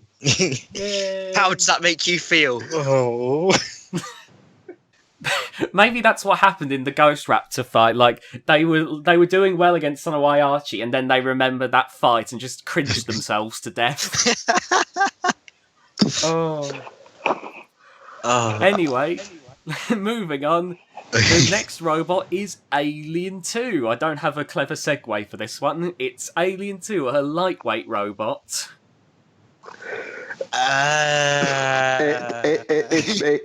It's basically it's Ghetto Bot with a face on it. So it is Ghetto Bot. It's a robot in the shape of a trapezoid that, like, had one fight and that was it, against No Tolerance Free. A walker. It's the robots that lost the walkers themed episode. Oh my god, I wish we'd gotten No Tolerance. That looks infinitely more interesting. It's got like a little forklift looking thing. Yeah. Oh. And this is it. What do you say? It's basically just it's kind of the meta of BattleBot. It's just a wedge. It was a successor to a robot called Alien Gladiator, which with a face like that looks like something out of Robot Wars. That face looks like a certain meme that we're not allowed to talk about anymore. Oh dear. Oh Jesus. Oh jeez. I just want to say it's called Alien 2, right? And then on the face in red writing it has the Death Squirrel. I'm not making you up. That's oh my what god, it it does. Wait, what does the Death Squirrel have to do with anything? Because it's like Daniel Rupert, Team Malicious, Alien 2, Alien Gladiator. What does Death Squirrel have to do with this? Is that the subtitle for the sequel? Alien 2, The Death Squirrel. Instead of Electric Boogaloo, it's the Death Squirrel. Best crap movie name ever. Alien 2, The Death Squirrel. Oh, now that's a movie I'd like to see. Brought to you by Michael Bay with added explosions. Well, what I will say, looking at Alien 2, this thing looks flimsy as hell. I'm not sure what to make of it. There's not a lot you can say given that it lost its own fight. The wedge is on hinges by the looks of it. That's definitely a forward-thinking approach, given what we know now about hinged wedges being very good. Maybe Bite Force took inspiration from Alien 2. Oh no! But again, imagine Paul Ventimiglia just being like, "How did you know?" Alien 2 is my favourite robot of all time. But actually, if you look at its fight against the walker, the sides are so high off the ground. This thing is so high off the ground. Oh my god! I didn't realize. I thought, oh Jesus, that puts things into a whole other perspective for me. I just thought it was nice and low to the ground. Apparently, it wasn't even that. So no, it was just the wedge that was. Oh. It's a wedge off the ground. No, the wedge is on a hinge, so it's always touching the ground. It's everything else about the robot. It's soft. So it's a really flat base in the middle, and there's a big block in the back, which I'm guessing is where they have everything. It's just a wedge. I mean, so there's not a lot. Oh dear. I have no words for this robot. Oh my But also, like, god. what was it going to do against this walker? I've no clue. Well, maybe because it looks like a little mini skate ramp, maybe they expect it to do some tricks. I'm sorry, guys. I'm back on my shit. I went down the rabbit hole. I've took a look at the teams, and I found a robot called Metallic Mayhem. And to go back to Robot Wars, it looks like Mr. Nasty. Like, I'm not even joking there. Like, I'm just gonna put the link. Oh my god, it does. It does. It really does. God damn you and your rabbit hole, Sean. I'm pulling you out those bloody rabbit Well, holes. to be honest, Mr. Nasty was the most BattleBot-looking robot. I think Mr. Nasty was underrated, honestly. It was simple but cool. Well, it never worked. Yeah, apart from that. If it had worked, then maybe yes. Oh god. Well, Back to BattleBots. Yeah, back That's to the thing is, what do we say about this? that's the thing. We're finding so many other things to talk about. So I say that we do the right thing and we move on to something that we don't have either all the information about already or nothing to talk about, and move on to Medieval Mower. Oh, that pun is terrible. This looks like something you would build in a robot arena. Oh my god, it does actually. I could actually Also, see how you is could that do a it. water tray at the front? Oh my god, I hope it is. I actually see how you could make it in Robot Arena too, like the little shell spinner thing on top. And then, I don't know, add some beta bars to the sides. Oh So, my god. I'm actually getting confused looking at it. So is it just the grey part that's the robot, or is the copper thing at the bottom, is that also part of the robot? No, Yeah, I'm really unsure. that orange part is part of the robot. It's an orange box-shaped robot armed with an overhead spinning shell. Oh my god, it. Oh no. And it looks like it has like a water tray at the front. I hope that was part of it. That grey thing looks like just a water tray. I think it's probably not, but Oh my god. I was going to say at first, if it's just a silver thing, it's like a little deformed ninja star, okay, it looks kind of cool. I didn't even realise the orange bloody wooden bit at the bottom was part of the bloody robot. Guys, I think I know what the water tray is for. It was to collect the team's tears after they lost their only fight. Oh. this seems like such an overly designed spinner. Like, it's not hard to do an overhead spinner. It really, this is so overly engineered. I feel like when they were making it, it was probably like on paper they probably thought this was a brilliant idea, but we can have the spinner high up, it won't get caught on anything. But the problem is because it won't bite anything. Yeah, that's the problem. How are you meant to hit anything, especially given that their only match was Biggest, which was a wedge robot. And the fact it was going to be called Biggest Dickus, but the second name was removed. Oh, for God's sake, it was! Oh, for And also, goodness sake. apparently lost to a judge decision of 42-3, so this was a slaughter. Whew. Jesus Christ. Normally, you'd expect the spinning robot to be the one on the 42 end, but the fact it lost to just a wedge bot, called that as well. I'm guessing either the wedge. It was the wedge just kept on getting under it and pushing it into the wall, or the weapon didn't work. Apparently, Biggest, by the way, also had a spinning drum, but I can just hear the spirit of Mike just being like, I told you wedges killed BattleBots. Yeah. Oh, Jesus. But you know what? I'm sorry. I told you off for going down the rabbit hole. I'm looking at a picture of Biggest. It is just a flat box with a wedge and a drum on the back. Yeah, I told you off for going down the rabbit hole, Sean, but I have gone slightly down the same way because this robot called Biggest Dickus lost to a robot called Swinger. For God's sake. What in the world? swinger. Oh god, okay, come on, Mitch. Come on, out the rabbit hole. Come on, I've got to have control of this podcast. No, I like it down here. It's nice and cozy. Oh, Alex, he's lost. But I know how to stay above ground. Thank you very much. It's like that scene from Indiana Jones where that Nazi woman's like, "Oh, I can nearly grab the Holy Grail, Indy." She falls to her death. Oh dear. Where were I'm just we? looking at medieval Mo. It's just what was it again? Like it just looks like instead of just doing a simple big bar on a motor, they just decided to just put way too much thought into it.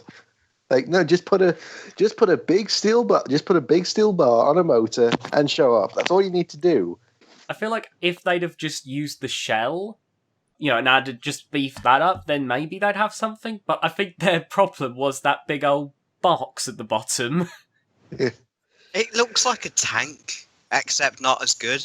Oh god! So someone tried to convert a tank into a helicopter. Oh Jesus! Imagine It's that. a transformer. Has science gone too far? This is what you define as a robot that tried to reinvent the wheel. Oh god, that is one thing I do somewhat like about classic robot combat, and what we sometimes see nowadays, but not as often, is people trying to find these new creative ways of doing a weapon.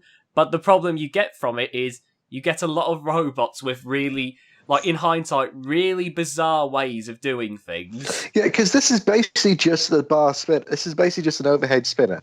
Yes, it is.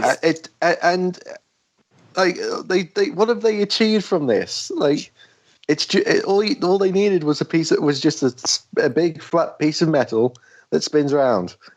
But instead they decided to put a big, I don't know what, just a big thing. Put another robot on top of it and call it a day. It looks like a cluster bot, like someone had like a RAM bot and a shell spinner, and they were just looking at them, and they were like, fusion! Yeah. Wasn't there a robot that was basically two robots, but one was on top of the other, and when they started, they drove off? Gemini from Robot Wars? No, Gemini was connected together. I mean, like one robot on top of the other. Maybe I'm just like dreaming of things. There was a cluster bot in BattleBots called the Swarm. I mean, there was that. I do know an extreme example of clusterbots fused together. In Robo games, Hal Rucker, they had this clusterbot called Black and Blue, but because Hal Rucker apparently wasn't as good at driving them, he fused them together to make Black and Blue a singular robot. Oh god. I mean, I know we were talking about like sometimes people over-engineer their robots and they try out new ways of making weapons and stuff. And this team obviously didn't succeed very well with this design, but I guess it goes with the old idea of if you don't try, you don't succeed, and you never know really. So we can shit on it all we want, but they tried and failed. They failed horribly. Yeah, they failed. They lost 42-3. God. I wonder if they ever made anything after this. Well, this was Series 5.0, so which is where most people probably just backed out. Wait, it actually competed after BattleBots as Mutant Mo. Oh my god, it did. No record of its success. We've only got the one fight we know about it that it did. See, he's going down the rabbit hole now. He's telling me off for it. I want to see if I can figure out like where this thing went. While he does that, how are you, Alex? Are you having a good day? Yeah, I'm all right. I'm just enjoying freezing to death in the UK. Oh, absolutely. No, I cannot figure out what happened to Mutant Mo. If It's the team probably ever dead. sees this, we want to know what happened to this robot when it became Mutant Mo. Did you ever figure out a way to improve on the design, and how did that work out for you? Or did your plans take off like a helicopter? Because on a less roasty note, while it is a very bizarre design, it is also bizarre enough that I do want to know what happened to it. Because even though I doubt it went on to become the most successful robot of all time, I just want to see how they were able to make this work for themselves. I mean, it is definitely unique. Yeah. So, I could see this on Robot Wars. yeah. I honestly could. Definitely. I could see this on like Series 6 or Series 5, like, yeah, in that sort of. Yeah. Yeah, it's definitely, like, despite the fact that it isn't that effective, I will say it's definitely one of the better looking robots of the lot, in my opinion. You know, it looks. Yeah. There's clearly been, like, some thought put into putting it together, just not not designed well for the meta. Yeah. Yeah. Oh. I mean, I don't see it doing well at all on Robot Wars. It'll probably get flipped over once, and it'll be one of those that's KO'd in less than a minute. Oh, Jesus, yeah. So we go from that interesting, though not very effective design to a design that looks like a toy. It looks like a Yeah. toy, but it does look like it was designed with practicality in mind. It's Gifar, which is just a wedged robot with a diagonally placed spinning bar. And an antweight as well. Hmm. An antweight robot for we have no idea what this robot did, if it did it well, because all the wiki can say is that this event has been lost to time. Oh, what a wonderful situation Mike has put us in. Oh yeah, guys, I won't be able to do this, and here's a bunch of robots that's with no information to them. Have luck, fuckers! Well, there is something I can tell you about this robot. Like, it's just kind of like a hypothetical thing. It's about the name. You said Gafar, was it? Is that how you pronounced it? Sure. Yeah. Right. You could either pronounce it as Jafar, maybe like it's a misspelling. Aladdin free. Jafar the robot. God damn it, he came back again. But I actually typed in the name in Google, and apparently it's German for danger. Oh. I'm useful.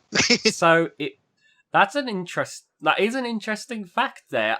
But the only problem is, was it a danger? We have no idea. Well, it has That's danger the stripes. That's the thing about this robot is it looks like one of those knockoff toys you can buy in like Spain or like on the cheap, like on a market, you know, where they just do like the cheap plastic crap.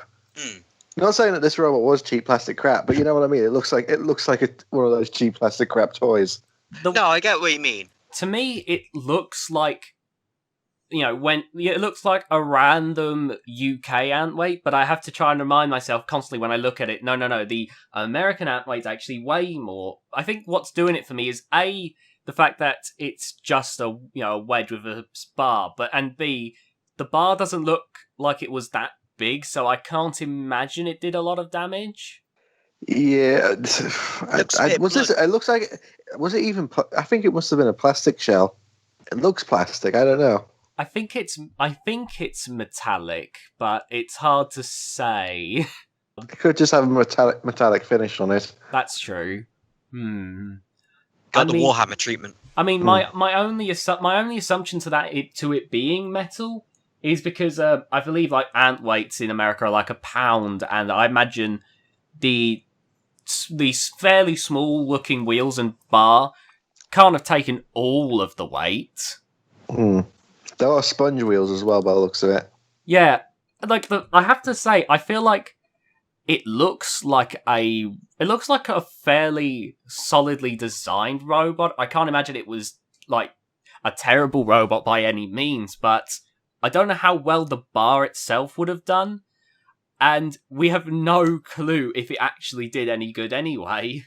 It also doesn't look like the bar would be able to self-right it, so, you know. Yeah, so if something tips it over, then what's it going to do, really? Yeah. And these are ant weights where anything can flip anything. I just realised the problem. Take a closer look at it and realise that it doesn't have a wedge edge. Yeah, it doesn't. I saw that. Oh no! Oh dear! It looks like a rubber that's had one end chopped off. It does basically look like my first robot. sort of thing. Yeah. Yeah, I imagine it is someone's first robot. Yeah, but I imagine because it probably is someone's first build, I imagine that's, probably why it looks the way it does. I could see on paper why it was designed the way it was, but given that there's nothing that the robot can do when it gets flipped over, I have no idea how powerful that weapon is. I don't know. I don't think this robot probably did that well, but if it was someone's first build, I will at least say that's not a bad first build, to be fair. No, Yeah. not at all. It's pretty decent. Hey, we're bringing positivity back. We've complimented Medieval Tower and we've complimented Gifar. It's all going nicely. Well, I think this last design is something we can definitely talk very positively about. I'm very excited to talk about this one, actually. Yep, this is the robots which when I say the name, you'll be like, huh? But then you'll see the picture and you'll likely be like, oh, it's that robot. And that robot is Ambush, the first reboot robot of the Roasting Robots podcast. And it's a robot that failed to compete. That had to withdraw due to electrical problems, and it looks like Ginsu and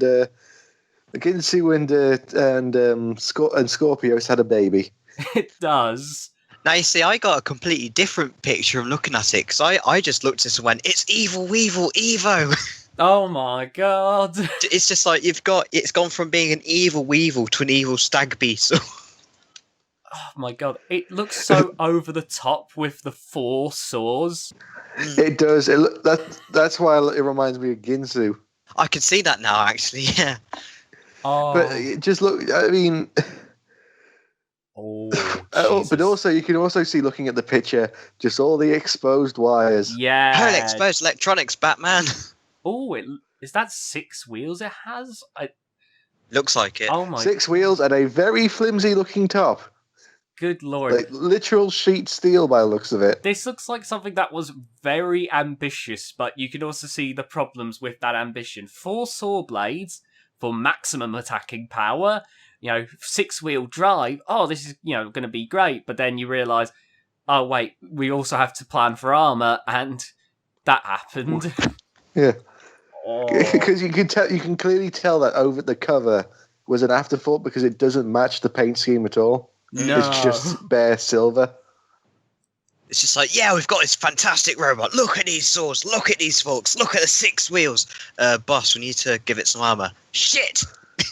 All I'm going to say is, with the armour, imagine if a spinner like Tombstone had gotten a hold of this thing. Oh god, imagine if Chomp or Pizza got a hold of it. A direct axe blow to those wires. You know for a fact the BattleBots subreddit would just be like, oh, the judges rigged it in favour of Chomp. Chomp didn't do anything. Oh dear. Ambush looks like something you'd see in Robot Arena. Just, stick all the saws on it. What is it with every time I come onto the Roasting Robots podcast, one of the things that comes up when we look at these things is Robot Arena 2. I feel like Mike's trying to tell me something. Well, this does look like something off Robot Arena 2, where they just, where it's just where they just stick all the weapons on it. All the weapons, all the extenders, and all the wheels. Oh god, this is hurting me. Oh god, I bet you've received. But there's this design with the 4 saws. There is one I can see quite big problem with it. Is if one gets jammed, then they all get jammed. Oh Jesus, yeah. Oh, because I'm guessing they're not independent. They're all going off the same motor. I'm assuming so. I think the whole idea was obviously just meant to be like, get underneath it with the 3 wedges, which, to be fair, 3 wedges is a pretty solid idea for ground clearance, and then you can cut into them with 4 whole saw blades. But my god, like if you're facing robots that aren't spinners, that's one thing. But the moment this thing would have faced a spinner, I would have feared for it. Like I'm very impressed with the amount that they've squeezed in, but I do feel bad. Also, those forks don't look very robust. No. I think the idea is there. Like, it's an idea which I would have been intrigued to see. Bless you. Thank you. I thought I was quiet on that one. It would have been a cool robot to have seen in like the ABC series, even if it got absolutely decimated. I think it was in Series 2, wasn't it? It was going to. Yeah, it was going to be in Series 2, but didn't make it due to electronic issues, I think. But you know, if you manage to get better back arm, if you remove 2 of the saws, like the 2 outer saws, if you made maybe a bit more compact and gave it some wedges on the sides there, because It doesn't need to be 6-wheel drive. No, you could remove 2 wheels as well. I think if you remove it's like kind of overcompensating from, in my opinion. You know, you got the 4 saws, you got the 6 wheels. It's like, well, look at the armor. You know, your electronics were exposed, man. Come on. Oh Jesus, yeah. Like we did find out a design similar to this work, given we saw how well Scorpios and Sawblades did this season. But oh man, I feel like this is one of the times where you'll often see like people who have experience in this pointing out, you know, to not go overkill with weapons, and this is a prime example of it. Really, as cool as it is, and it is a very cool looking robot, you can see the problems that would have been on display there. Whew. Yeah, it's a shame because Ambush is a cool name, you know. It is, and this robot looks so long. It looks like it'll have the Bronco problem where it's so long that everyone's going to be able to get to the side of it. Yeah. Oh, Ambush team, if you're watching this, rebuild the robot. We want to see it compete. It does look really cool. Yeah, we'd like to see how you would improve it now, you know, with hindsight. Yeah, it's. I mean, like we said, like the series 3 of the reboot series 3 was kind of the return of the Sawbot. So. It's very true. Very true. So I imagine, you know, even if they just go down to 2 saw blades and, you know, 4 wheels, they could probably have something work quite nicely there. But I will say also about the saws themselves, they are the wrong type of saws because those are wooden saws. Oh, Jesus. Because, wood saws have big teeth on them, like metal saws have really small, fine teeth on them. Oh, yeah, because dead metal saw is, like, really, you know, fine tooth rather than just big old teeth. That's not going to cut through it. That's going to get caught on something immediately. I thought you were going to say that's not going to cut it. I was going to go, hey! Well, it's not going to cut it. I don't see any wooden robots. Oh my god, Ambush versus Overdoser. Oh, yes, please. Oh, yes. Sure, calm down. Ambush versus Overdoser versus Brutus Maximus. Okay, yeah. We need to stop this wet dream now. versus Blocko Wood. Oh, the Anway, which is literally a block of wood. I think we're all getting wood imagining this. Oh, stop it. Pun City. Get out. Thing is, though, looking at the exposed wheels, Overdoser will most likely just spin around and the weed whacker will get in. Oh my god, imagine the weed whacker hits the wires and then Overdoser wins. No, an Overdoser will just get high-centered again. Oh, for God's sake. Oh, that was depressing seeing Dan Tomkia just flip and it just... Yeah. Oh, God. Speaking of flippers, I don't see this being able to self-right. No, it's not point, actually. Oh, dear. Unless they plan on using the saws as wheels. Anyway, now that we've had a nice little discussion on these different BattleBots robots, it's time to pick out some robots for the unlucky participants of next week's Roasting Robots. Well, if all goes well, next week's or next time's Roasting Robots podcast. So, if you two hit the random button and pick out your robot each. Oh, Alex has something amazing. Of all the robots, of all the pages, it had to land on this one. What one? Oh, it's better you get it out of the way sooner or later. Razor. Oh! We need Mike to talk about this one. Oh, Mike is going to have a fucking field day there. Oh. And now, oh. Mitch, your robot, the robot you've just randomly selected for the next episode of the Roasting Robots That was podcast. random. I didn't make it up. Oh, I know. Don't worry, we believe you. It's almost like it was scripted. Mike, where's my paycheck? Yeah, because I was going to say the first page I got when I clicked on random was the Series 4.0 match results. I don't know how well they're going to roast that, but anyway. I got a robot. Nowhere near as interesting, but it's got a cool name. It's called Bacchus. Or Bacchus. I'm gonna try and find how to pronounce it now. I recognise the name. It's after a Roman god. Oh my god! Oh my! That looks like a rope. That looks like if Stormforce had a baby. It's beautiful. I love it. That is a weird flipper design as well. And now for me to sort out the final 3 robots. I'm looking forward to this. So we were talking Robot Arena 2. It doesn't get more Robot Arena 2 than this. The Executioner. Oh god. Oh god. I beg you both. Is that Anderson? Is that Anderson's robot? Oh my god! It is. No, it's not Anderson's. I don't mean that. Yeah. I mean, oh my god! It is definitely Robot Arena 2. Oh, that I am desperately waiting to see that one now. The Executioner. Let me ask you a question. I'm going to be surprised. I'm going to be surprised if it's just the Executioner from Robot Wars. I don't think it is. Oh, because that did compete on BattleBots. It did actually. Oh my god, yeah. All right, here you go, Alex, so you can have a look at this wonder.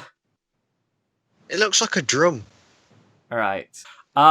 Anyway, the next robot, the robot number 4 of 5 that they're going to have to look at, Tatar, which competed in the Las Vegas 1999 event. It was a wedged robot with a spring-loaded spike and a rear wedge. How do you spell that? Tatar. Tatar. It caught fire during safety. Oh wow! The fact it caught fire and it has a paint job of fire is amazing. That very much sounds like a that sounds like you know when someone just wants to dismiss you, like I just go Pata. Ta-ta. For God's sake! Pata, what do you know? And the 5th and final robot for the Roasting Robots podcast is Mr. Snugglepuss. What? Mr. Snugglepuss. It's just the wedge, isn't it? No, it's an overhead spinner, and it lost its only fight to Bambino. I'm trying to find it now. It won't come up for me. It's got 2 G's. Oh, right. There we go. Mr. Snugglepuss. My god. Oh my god! It's got overhead hooks. Oh my to god! hook your heart. I wonder if the website's still up. PlanetJuke.com. Oh no! The website's down. Oh no! To archive.org. Oh, archive.org. Come in our time of need. I need You're this. stealing what people are meant to be doing next time. I just need to know this. Sean one doesn't thing. care. He's just like, I want to go down the rabbit hole. No one's going to stop me. I'm not going to comment on it, so it doesn't count. PlanetJuke.com. No, there's not even any archives. Yeah. This robot's lost the time. Oh my god. Dearly beloved, we are gathered here today. For PlanetJuke.com. Oh dear.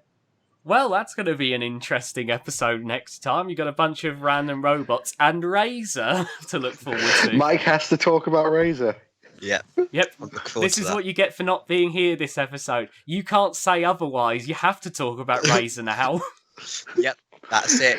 This is payback. That's the title of the next episode. The one where he talks about Razor. It's going to be like 5 hours long, and it's just going to be him going like, it's gonna be like you can hear him foaming at the mouth. Oh, It's just like we don't tell him what the list is of the robots, and he finds out like the main event is Rage. He's like, Yeah. "What the flying fuck is this thing? Holy shit!"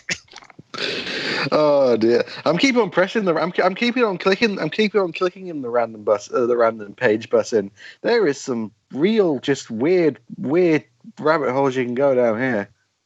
Like I just keep on clicking it, and there's. Oh, that's a weird looking one. Oh god, we're diving down the rabbit hole further. Quick, we gotta save him. While we dive down the rabbit hole, we hope you all enjoyed this episode of the Roasting Robots podcast. If you did, remember to leave a like on this video, share it on social media. Remember to subscribe. Be a little bit nice because Mike's not here. Yes, be gentle. We know we're British, but we try. So remember to check out the Patreon at www.patreon.com/Mr. Psycho. Link will be in the description and likely in the end card. I'm TheDominusIgnis. I'm the Discord I'm the Discord notification noise. I'm the York Corp. And we hope you all enjoyed. Bye. Bye.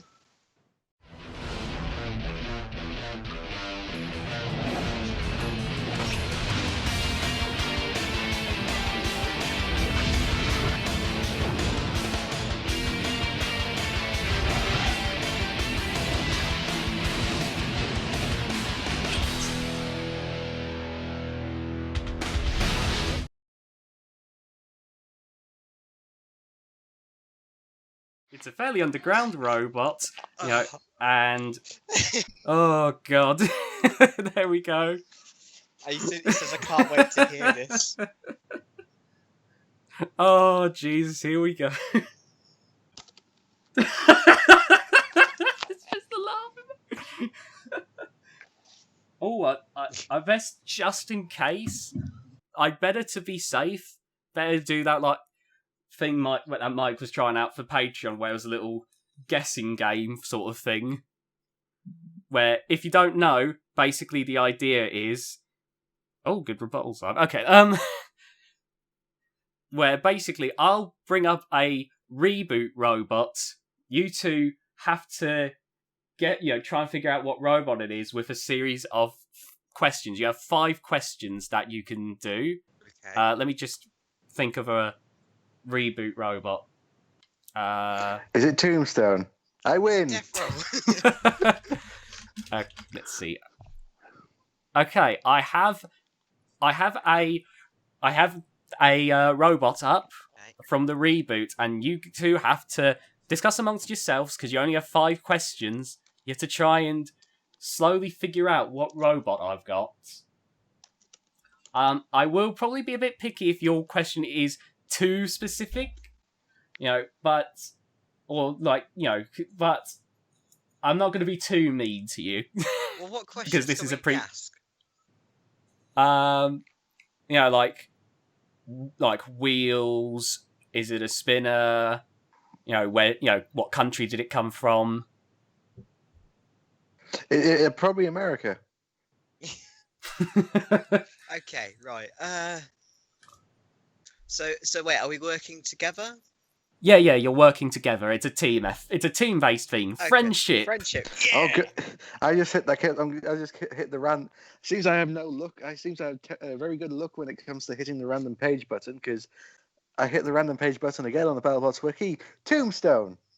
Oh, for God's sake. But yeah, if you two ever think about the first question you're going to ask me to guess the robot I have, oh, because it is a tricky one that I've picked.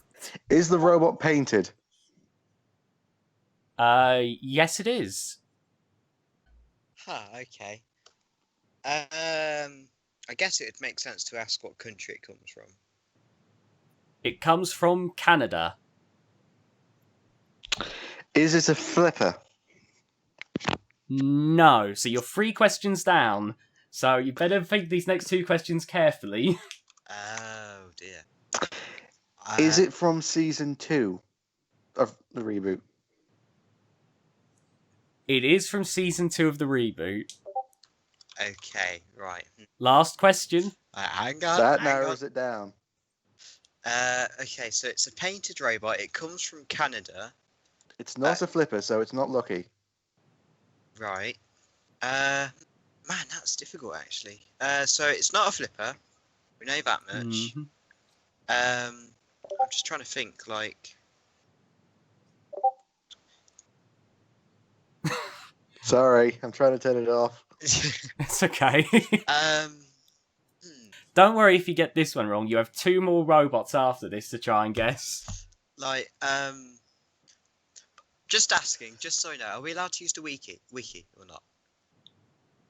Ah, You can use the wiki. ha, ha. You can use the wiki. Is it a crusher? No. Okay, I think I know who it is, but I might think- be wrong. Right. Okay, you got to talk first because the moment one of you puts in the guess, that's it. I think it's complete control.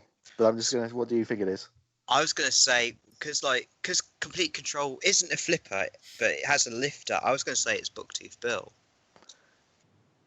Which one do you two want to go with? It's not a crusher, so it's not leech. I think if it's from Series 2, if it's from Canada, if it's painted, but Sean was saying it's a bit, it's not. No, it's yeah, I not, forgot the painted part. Yeah, because complete control's not painted mostly. I think Bucktooth Bill. You going to go for Bucktooth Bill, you guys? Yeah, I'll agree with you on that one then. Yeah. Right, let's give it a go. Give them a round of applause. They got it Yes! right. Yay! Friendship and teamwork. Oh my god. I didn't think you guys were going to get that one because it's I should have asked. Bucktooth Was its fight televised? Because neither of them were. That's a good point. That makes it even harder. Okay, let me get the second robot up. Let's see. Okay, we're on to robot number 2. Right. I think we should ask where it comes from again.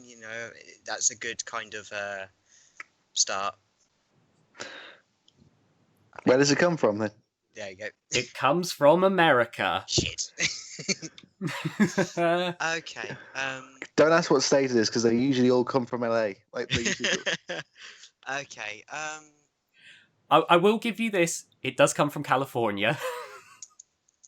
Huh. Okay, where LA is. You're very helpful, Sean. Are we allowed to ask what series it comes from, or what series it competed in? That might be a bit too specific. So Like, it did. So it did more than one series. I mean, it only did one series. Let me double check. Let me double check just before I don't want to say anything. Yeah, it did. It was only in one series. There we go. That's an answer for your question. Okay, that's one question. Oh, bollocks. That narrows it down. That narrows it all. Yeah. So it's basically a robot that competed in the reboot that only competed in one series. Okay. Yeah. Did it get to the TV rounds? Sorry, I just want to double check that that it definitely was in one series before I actually answer that question. Let's see. Yep, only one season. Yes, I believe it did have a TV match. Yes. Bollocks. Okay, right. God, Alex, what do we ask? This is difficult. Was it a spinner? I was thinking, actually. It is a spinner. Shit. That doesn't narrow it down. So it's an American robot competing in one series. From California. It's reboot. I want to reiterate that it's all reboot robots. Yeah, that's fine. It's a spinner. The California thing wasn't the question. Wasn't a question. You just gave us that. So Yeah. Yeah, that was an additional detail. And it made for TV rounds as well. Oh, we've got one more question. Yeah, it got onto TV. It was on one season. Spinner, US. I have it. I think I have an idea who it could be. Do you want to ask one more question just to be certain? please. Or do you think you have it? I really do not know who. Was it a vertical or horizontal spinner? A vertical spinner. Vertical spinner. So Wait, I think we have one more question. No, we've had our 5. No, because the California one wasn't a question. But No, you you- asked US. You asked the country and the No, hang on. We had what US. country? We had US TV rounds. TV rounds. Spinner. And Spinner. it's a vertical one. That's 4. Vertical, and then also about like season, and I said about how Oh, it'd been yeah. like in one season. So guess in, boys. I think it's Have a Counter discuss- Revolution. Is that what you want to go with, you guys? I'm just thinking like because it's only one season. It's a reboot robot, and it's only been in one series, You which both happy with that? was ABC season 1 against Tombstone, and that was the only fight it had. There's also Bad Kitty, but I don't know if it was that. I mean, to be honest, I have no idea. So hey, why not? Let's go for a Counter Revolution. But Bad Kitty didn't have a TV fight, so. Should we go for The thing is, though, there's Counter-Revolution so many bloody robots from California. I think that's a good. We may as well guess because I don't think we're gonna get anything else. So you two happy with Counter Revolution then? Yep. Why not? You're right. Oh wow! Okay, Jesus, well done, Alex. Bloody hell! You're both on a roll here. Oh no! Don't thank me. Thank him. It was when I asked if it was vertical or horizontal is when it sealed it for me. Oh, that was a good choice there. I thought we were screwed. Because if we had one more question, I was going to say, did it have more than one spinner? Okay, now for robot number 3, the third and final round. Can you two go 3 for 3 here? Hopefully. If it's from America, can you tell us what state it's from, or do we have to? I'm not going to be that specific. I'm just going to say, like, country. Because if I get too... I'm trying to be, like, a little bit vague, especially since this is the last robot. Okay, shall we start off with country again? Because we've done that pretty much every time. Yeah. Yeah, why not? Okay, what country does it come from, Sean? The US. Bollocks. Okay, so...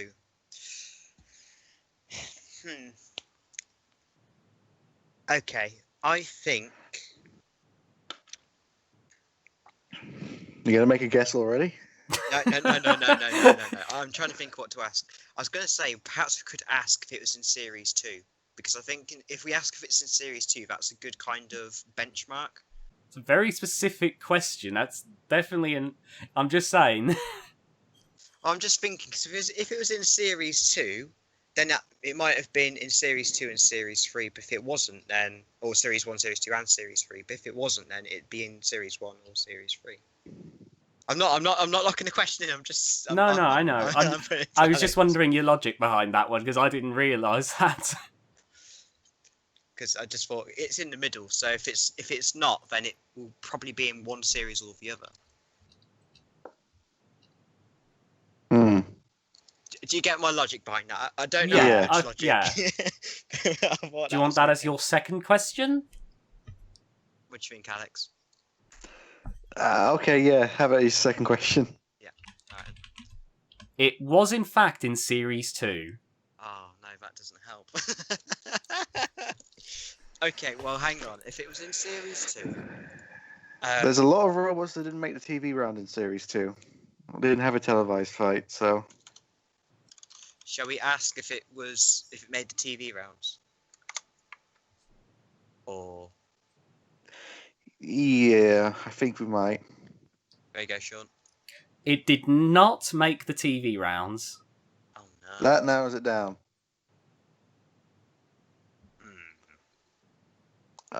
Let's see. So that's... Question 4. So, time for question 4. So, That's a lot. It does narrow it down a lot, actually. Let's see. So it's not that. It's not that. It's not that. It's not that.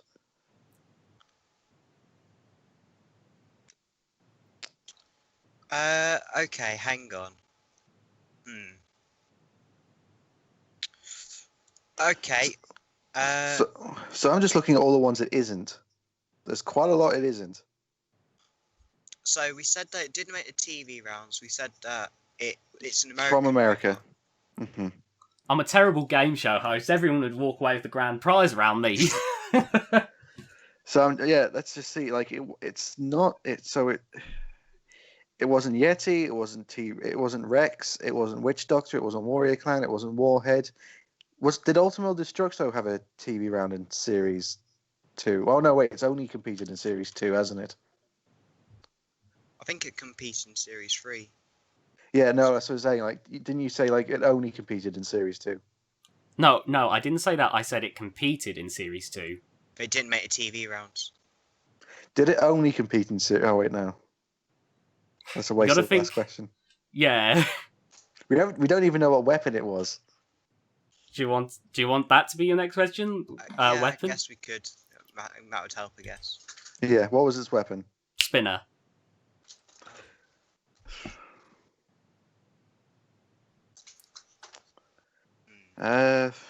So now you've got one more question. So it wasn't Splatter because Splatter was a lifter. Splatter does have a spinner on it. Yeah, but it's a lifter. The guys said it themselves, like Splatter's a lifter first. It's not a saw. Would a saw count as a spinner? I'm not answering any questions. No, I'm just asking for clarification. Like, would the saw count as a spinner? I'm gonna say it's a spinning weapon. I'm being deliberately vague here just to screw with you both.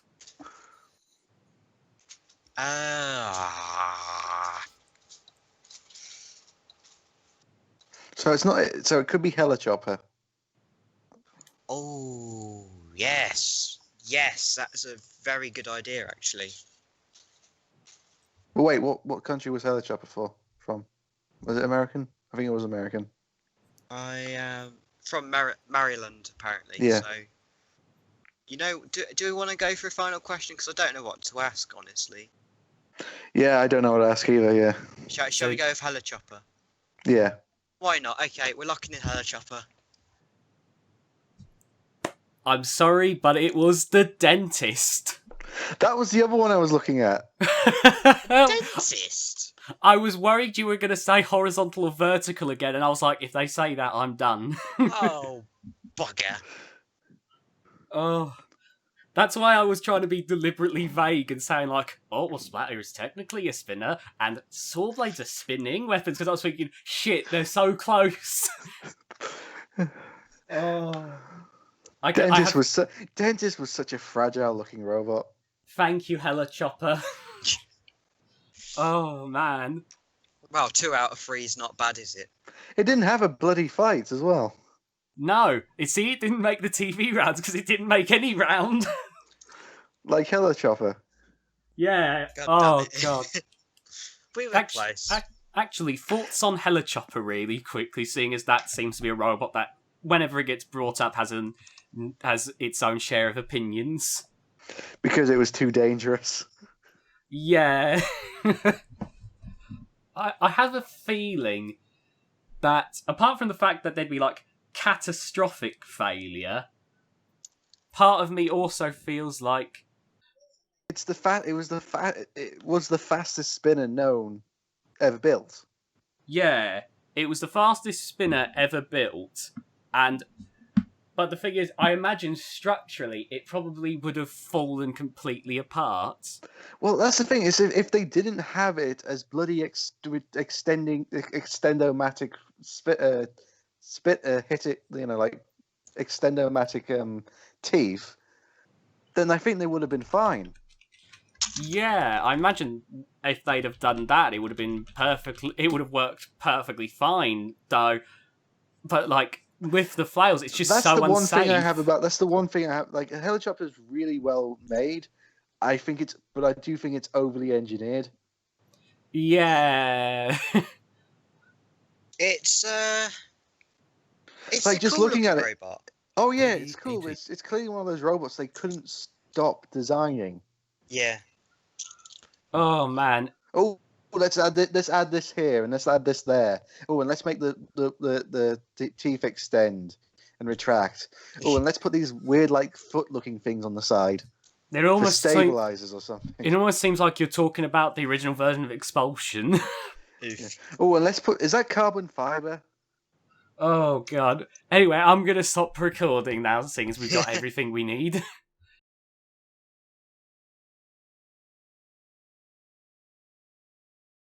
Here's our conspiracy theory of the day. Wales isn't real. I mean, with names like that, how can we expect it to be a real place?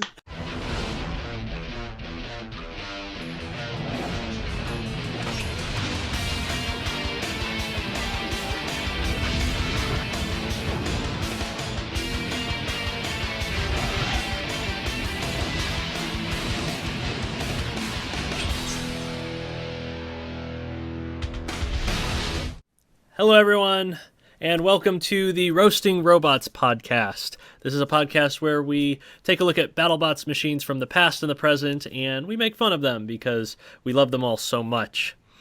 Joining me, once again, I have two guests, and our first guest today is making his debut on the Roasting Robots podcast. He ran the Tenty Jester podcast, I believe, over on SoundCloud. He is Owain. Hi, the Tenty Jester podcast is currently absent because SoundCloud is really dicking me over with my subscription. So I guess you'll just have to put it on YouTube like everybody else. I know, it sucks. I want to be different, goddammit. And joining us as well is probably our most frequent guest. You know him as TheDominusIgnis. Please welcome Sean. Hello, I was headed to the bank and then I saw that you needed someone, so I basically ran all the way home. We were basically like, fuck your bills, come over to Skype with us. It was just like, oh, I can substitute, and I just phased into existence. It's like that scene from SpongeBob where SpongeBob goes through the wall, like that metal wall is like, okay. That's Sean's cardio for the day. Sean just lost control of his legs as soon as we summoned him. And then I find out that one of the robots that you want me to make fun of is a robot that I sadly like, and it's like, oh. Yeah, we have a very interesting set of robots this episode. I usually say that it's very interesting, but in this case, a lot of them are actually pretty good. So we're going to start with our first robot. It's called the Master. You may have heard of it. You know, like, if you've ever watched BattleBots, you may have heard of Mark Satrakian and the Master. You know, maybe once on the grapevine. Just a little bit. I honestly have to bow down for the Master because it was a pioneer for my favorite type of robot, the Thwackbot. Yeah, and I think I swear if I remember correctly, they even showed a clip of it on the first series of Robot Wars in what, in my opinion, was the best part of Series 1 of Robot Wars, because that was boring as anything, and then suddenly they just show a clip of it fighting Thor, a different Thor, and I just thought... Not the Thor that we all know. No, but I still was like, fuck, I wish I'd have seen that.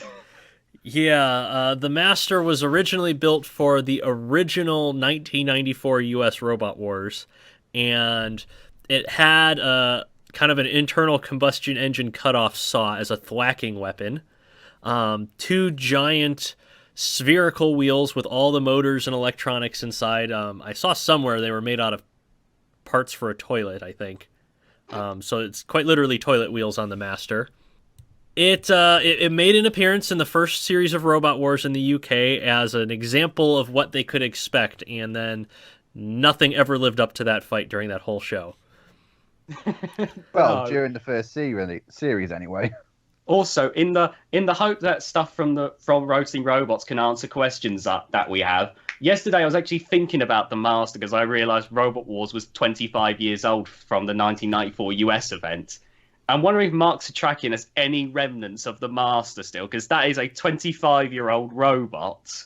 I'm sure he's got it in storage somewhere. I mean, with the Master, you can't exactly scrap it, can you? It's iconic in the Robot Wars community. You say that, but then you think about how Recyclops only exists as a septic tank or whatever. It's still got the shell existing though. I mean, that's true. You know, reusing the Master as a septic tank would be putting it back to its original use. Hey. Yes, I Oh. just said one of Mark Satrakian's robots should be holding shit right now. Well, you wouldn't be wrong. I mean, he did build the entire roster for Robot Combat League, so. This is true. Oh, God. So, the Master fought in BattleBots as a middleweight, actually, not as a heavyweight. And it fought in, I believe it was just 2.0 and 5.0 because Season 4 it had to forfeit. It didn't get running. Yeah, its win-loss record is 4 wins, 2 losses. To be honest, that's not too bad, given the age of the robot being from the very beginnings of robot combat as we know it today. The fact that it managed to win a fight in Season 5.0, I haven't looked at Jackrabbit, admittedly, but the fact that it won a fight at all, I think, is still. Oh, that's Jack. Oh yeah, I remember Jackrabbit now. But it's still. I think you were on for that episode, Sean. Yes, Jackrabbit's so forgettable that I completely forgot it existed until now. But the fact that the Master won at all, my point is still a pretty cool feat. Yeah, especially as a thwack bot, because thwack bots aren't particularly aggressive machines, in that usually they kind of sit and spin in place. They're a ton of fun, though. They're a lot of fun. They whip around all over the place and do kind of crazy acrobatics and shit, especially like Toe Crusher did in the lightweights. But Mark Shatrakian, the grandfather of robot combat, essentially, drove it pretty well until it just started getting outclassed in the later seasons. Yeah, and one thing that I think didn't help was that they had a saw on the end instead of a mace, like Stinger, which Stinger took inspiration from the Master as far as I remember. But I can't imagine saws help whackbots that much. Well, it managed to cut through Thor pretty well. Well, okay, yeah, Thor. Yeah, 1996 Robot Wars, where just having exposed gasoline lines everywhere. Having asbestos armor. Where Blendo, a lightweight, was the most dangerous thing to exist. This is true. Yeah, in 2.0, the Master made it to the TV rounds where it had a fight against Blade Runner, which was a sit and spin thwack bot, and it ended up losing that fight. And then no one had anything to say then. Yeah, there's only so much you can say about two basically dick-shaped robots swinging at each other. It's not gay unless the tips touch. And the tips were touching. Oh man. So yeah, the 2.0 era, it was kind of doing okay. It beat it beat Blade Runner. Excuse me. It ended up forfeiting to El Diablo after that because Blade Runner killed one of its motors. Yeah, which I guess could lead into a question. What are your thoughts on the very rarely used idea of putting all of your electronics in the wheels that notably the Master and Stinger did? Because that seems like such an odd way of doing things. It's odd, yes, but if it works, i.e. Stinger. I mean... The thing with that is, it's like the kind of thing that an engineer's just I wonder if this is possible to do. Fuck it, I'm going to do it anyway. Could you imagine someone doing that now? And then did they for their first parts Carbide or Tombstone? Oh, they'd be laughed out of the arena. Just boom. Christ. Carbide touches a wheel, it explodes. Actually, now that I think of it, you probably would not be able to do that given the modern safety rules with removable links and such. Because you would have to be able to plug a removable link into a moving wheel. I mean, if you put it in the center, then it's just spinning. You still need to hold the wheel still to put it in, though. Yeah, that would be a definite issue when it comes to the rules. So yeah, you probably aren't even allowed to make machines like this anymore. So basically, Stinger and Master, these two robots I grew up watching, all this time was safety violations, and I shouldn't have been watching them. I'll tell you what you should do. Find someone you don't like, toss them onto the robot to hold it down, and then pop it in. Oh, Sean, you busy? I'm trying to get a removable link in a robot. Oh, let me help you, pal. Oh, you want me to get close to the robot? Okay. Yeah, fucking bear hug it while I tried to get the removable link out. It was also the Master was going to be like the middleweight Rumble in season 5, but the Nightmare incident Yeah, happened. Nightmare tried to murder someone and they cancelled it. Yeah, Nightmare does that thing where it. Oh, what's the meme? It tries to murder people. I don't Murdering think that people's a meme. that's a very specific meme. Nightmare tries to murder people. Oh, Nightmare ain't got no time for ceilings. Oh God! And anyway. I mean, there's not a lot that can be said about the Master that we haven't already said now. Like, it was one of the first robots, and I mean, It was the shows pioneer it. for Thwackbots, and we all love it for it. Yeah, we could like it shows its age, but we also can't really hate it because it's kind of cool at the same time.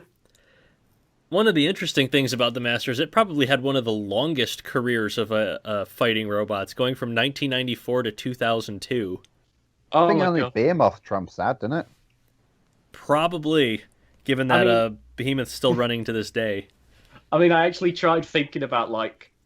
I thought about having like a look at which robots have had the longest fighting careers, and I was just like, of course it's fucking Behemoth. Behemoth, of course, is going to have like the longest career out of the lot. It's Behemoth. Beam. Craig Charles always taught us to say it wrong, so it's Behemoth. I mean, you're not wrong. God damn it. Right, shall we move on to the robot that has the word Loctite just spread across it all over the place? Yes, we're moving on to a robot that absolutely nobody has heard of before, Vlad the Impaler. No, it's Vlad the Impaler. You said that yourself. Ah, yes, my horrible mistypings from playing Robot Arena 2. Okay, so before we talk about Vlad, I need to know: do we dare talk about Vlad the Impaler 2? No. I think it's gonna come up. I mean, all I want to say is Vlad the Impaler 2 was embarrassing, and the only reason that I want anyone who's watching this now to watch anything to do with Vlad the Impaler 2 afterwards is look up like the Combot/RoboGames channel on YouTube, and you'll find like the guy who runs the tournament, David Calkins, like with the robot, and he just puts on this character in his interviews, and he's just like, I'm Vlad the Inhaler from Motlokia. My robot is Vlad the Impaler. And I just want people to look that up because it was like the oddest thing, and I just couldn't stop laughing when I saw it. Yeah, so Vlad's original builder was a lot less character driven than that. It was built by a man named Gage Couchois for the U.S. Robot Wars in 1997 or 1996, where it got its ass beat by Biohazard because Biohazard kicked everybody's asses in U.S. Robot Wars. But in BattleBots, it was a different story because Vlad won 2 consecutive heavyweight championships, including flipping over Biohazard, being one of the only robots to ever accomplish that. Yeah, Vlad basically looks at Panic Attack and its forklift design and goes, "That is adorable." Yes. Panic Attack has this nice, slow, lifting, sculpted-looking blade, and Vlad has just 2 forks that it rams into you with as much power as it possibly can. Panic Attack is all about precision. Vlad the Impaler will literally rip your face off. Yes, it is all brute force and nothing else. I fucking love it. I fucking love Vlad. You can tell like they just got like the most powerful parts they could for it because it's bulky as shit. And in fact, because of that, Vlad the Impaler is like the first robot to have self-righted ever because it had a fight with like Biohazard where Biohazard tipped it over and it's managed to self-right. That's thanks to the Robot Wars wiki that I found that one out. That's not entirely accurate. I think Biohazard was the first one to self-right after it lost a fight against Vlad. Yeah, Biohazard was the first to self-right. Vlad, I think, was the second. Vlad was the first one to self-right during a fight. Yeah. I'm just gonna go off of what the Robot Wars wiki says, where it says in the 1996 US competition, Biohazard beat Vlad, where it pinned it against the wall, released Vlad, and then, oh my god, I misread that entirely. Never mind. I was Yeah. about to say, well, Anderson edits the Robot Wars wiki, so obviously it's wrong. No, instead it's just that I need to learn to read. That's okay, we all do. Wasn't Vlad the Impaler not only the first, but the only robot to successfully utilize a spike on the top of the robot as a self-righting mechanism? I think so, because most robots use self-righting mechanisms that are like panels or big long beams or rods so they can get a lot of purchase on the ground. And Vlad, it's just a single like spike piston that it can only self-right when it's like fully on its back. If it's on its side, it can't do it. The only other robot I can think of using that system, although I'm probably wrong, I am Welsh after all, is Prize Fighter from Series 3. Am I wrong, or...? I can't think of any others, so you might be right there. Yeah, I can't either. Like, it's such a very specific form of self-writing. Yeah. Just a top spike that just shoots out the top of the robot. So there's a lot that can be said about Vlad, especially during its two championship seasons where I think it's beaten Voltark or Voltronics. It changed its name 3 consecutive times. Shit. Twice for the championship. So Voltark finished second to Vlad the Impaler twice. That's got to sting a little bit. And Vlad looked like it was going to win Season 2.0 and get a 3rd consecutive title until it encountered Biohazard, and Biohazard decided, I ain't having any of your shit this time. Yeah, like, Biohazard was probably like one of the pinnacle classic BattleBots design. So if there was anything that could beat Vlad, it was probably that.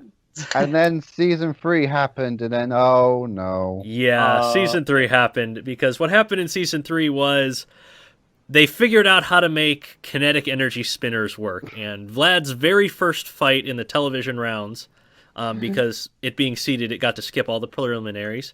It fought a robot called Mechavore. You may have heard of it. Mechavore, it's almost the exact same shape as Vlad, except it has a big spinning flywheel disc in the front, and it literally cut all of Vlad's armor around its entire perimeter. It's an ugly sight. It really is. I mean, I need to rewatch that fight, but when you said that, my thoughts just flashed to Vlad the Impaler 2 versus Last Rites, which went about as you would expect. Yeah. Yeah, so Mechavore retired the original Vlad the Impaler because it just caused so much damage to it. Not just its armor, but its internals as well. Yeah, and they came back in Season 5, and oh no. So, Season 5, this was Vlad the Impaler 2. It was actually rebuilt as a smaller version of Gage Couchoir's super heavyweight Gladiator. Very similar design and weapon, very similar cushioned armor, and it was doing pretty well. It actually won 2 fights outright and got a forfeit win. And then it came across a robot called Spitfire, who you may have heard of as Danton Kia. Yeah, it was quite literally a green Danton Kia from Robot Wars. Once people realised you could do like the bigger brother little sister thing, suddenly you got stuff like Spitfire. Yeah. And if I remember correctly, this was the version of Danton Kia built before the one that appeared in Series 6. I think so, yeah. Is I think the order that it went in. And the thing is, Vlad, after this, it would never reach those same heights again. Because I mentioned earlier about like Dave Gilkins of like Robo Games doing this whole character thing.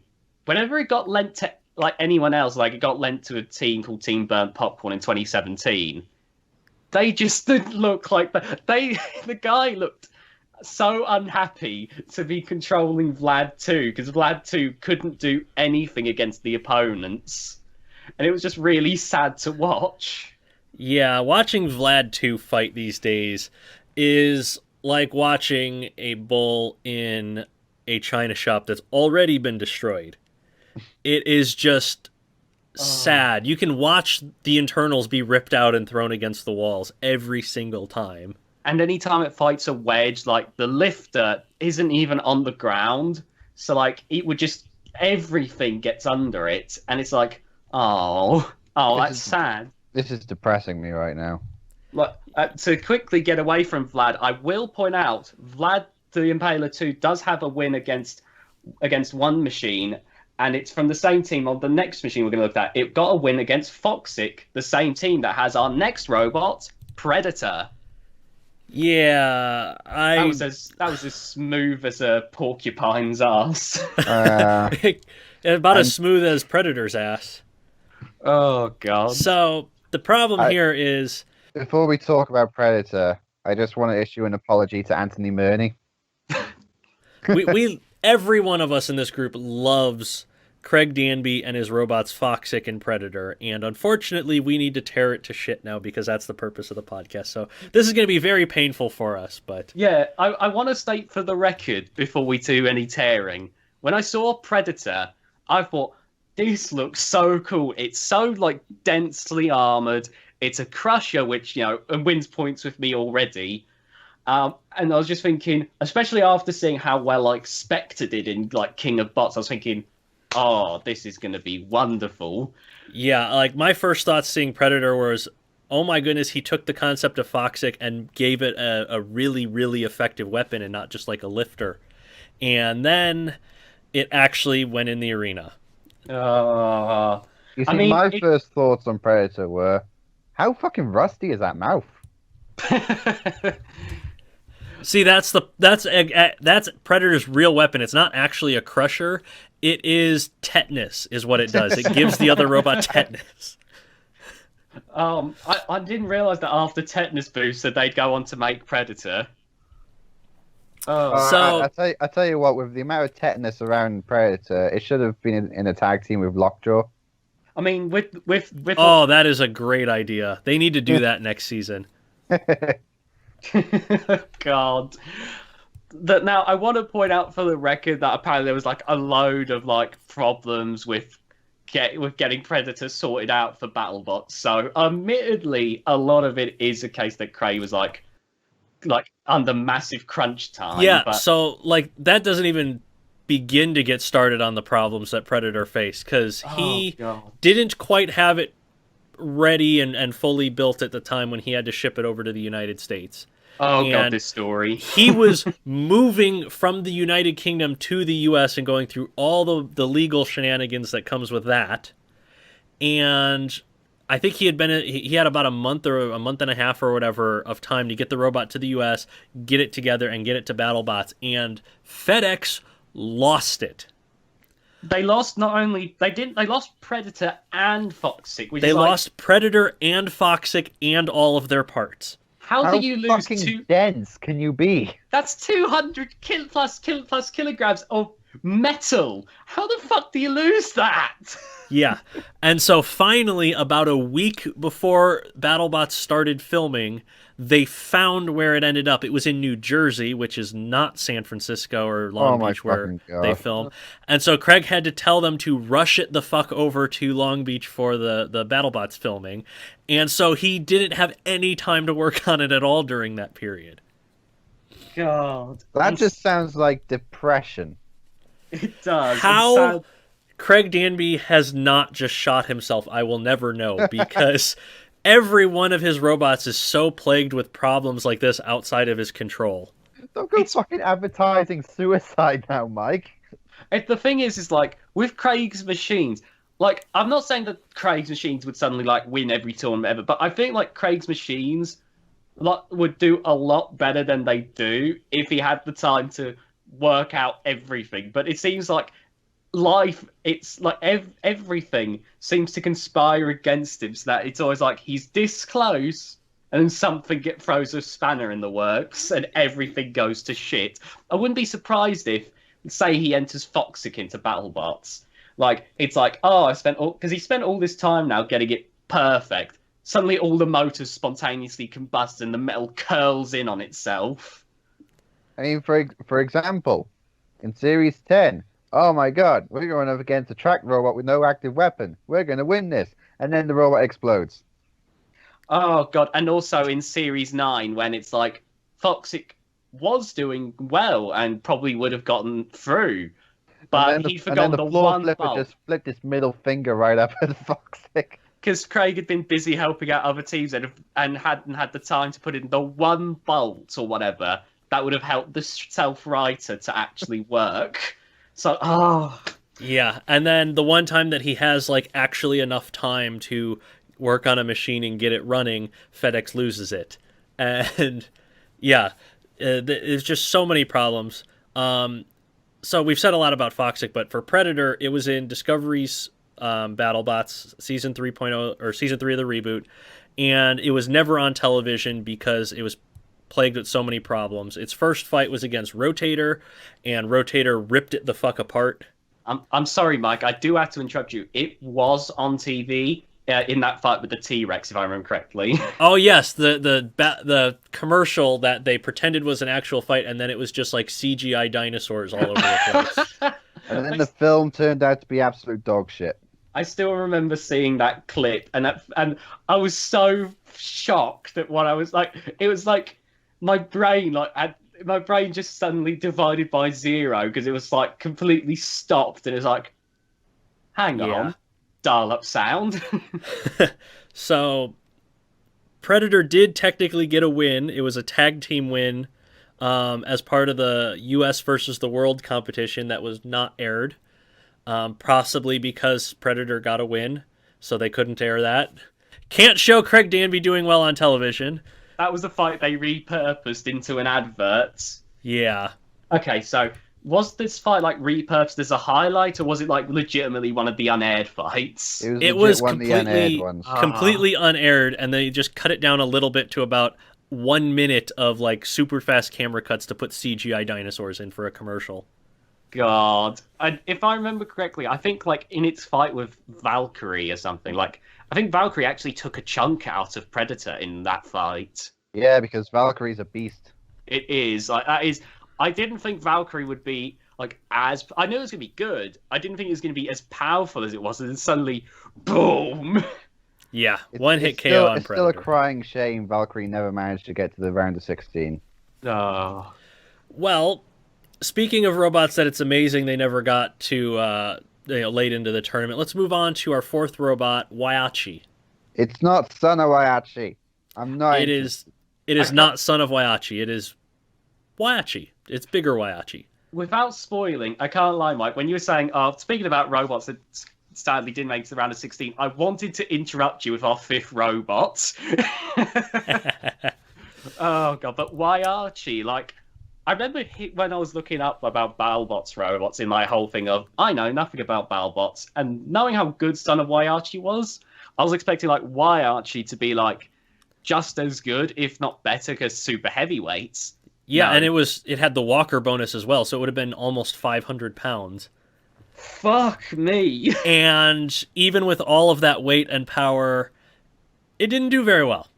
I don't know how it didn't, really, because, like, you'd think that, like, given how they managed to get ridiculously OP with Son of Waiachi by taking advantage of, like, the Walker rules at the time, I'm surprised they couldn't do that with, like, the original Waiachi.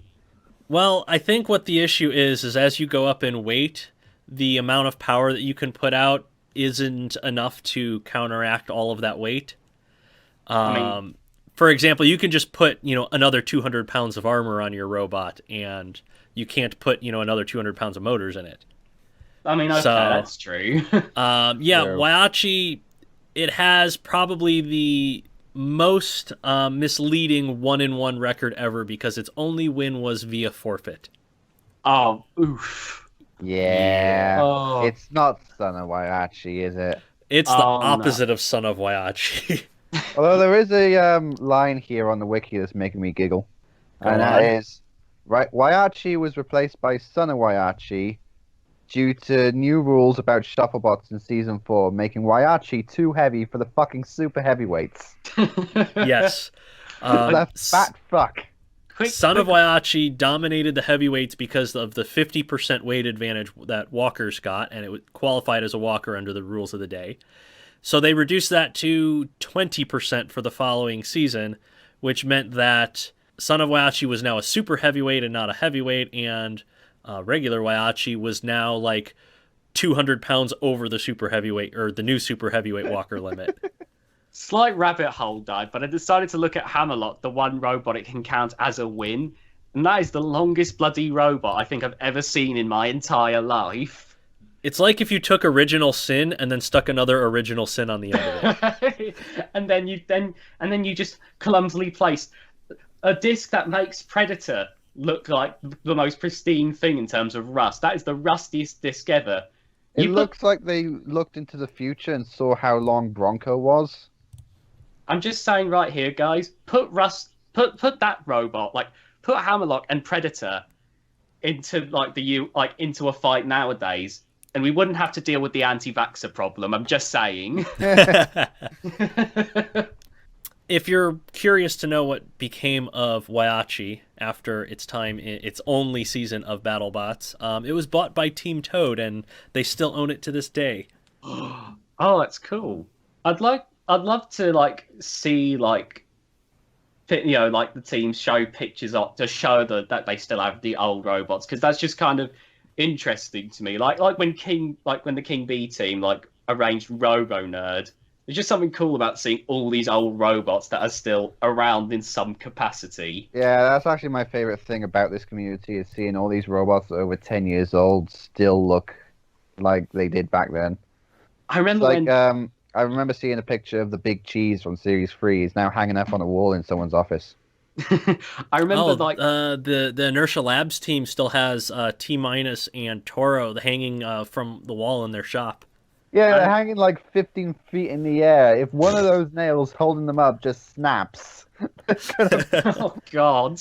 I remember Team Behemoth did a Reddit AMA, and I think 99% of my questions to them was just do you still have Anti-B? Do you still have any of your older behemoths? And it turns out they have bits and bobs, they have the original Scoop, but they have still got a fully working older behemoth. I think Evo 4.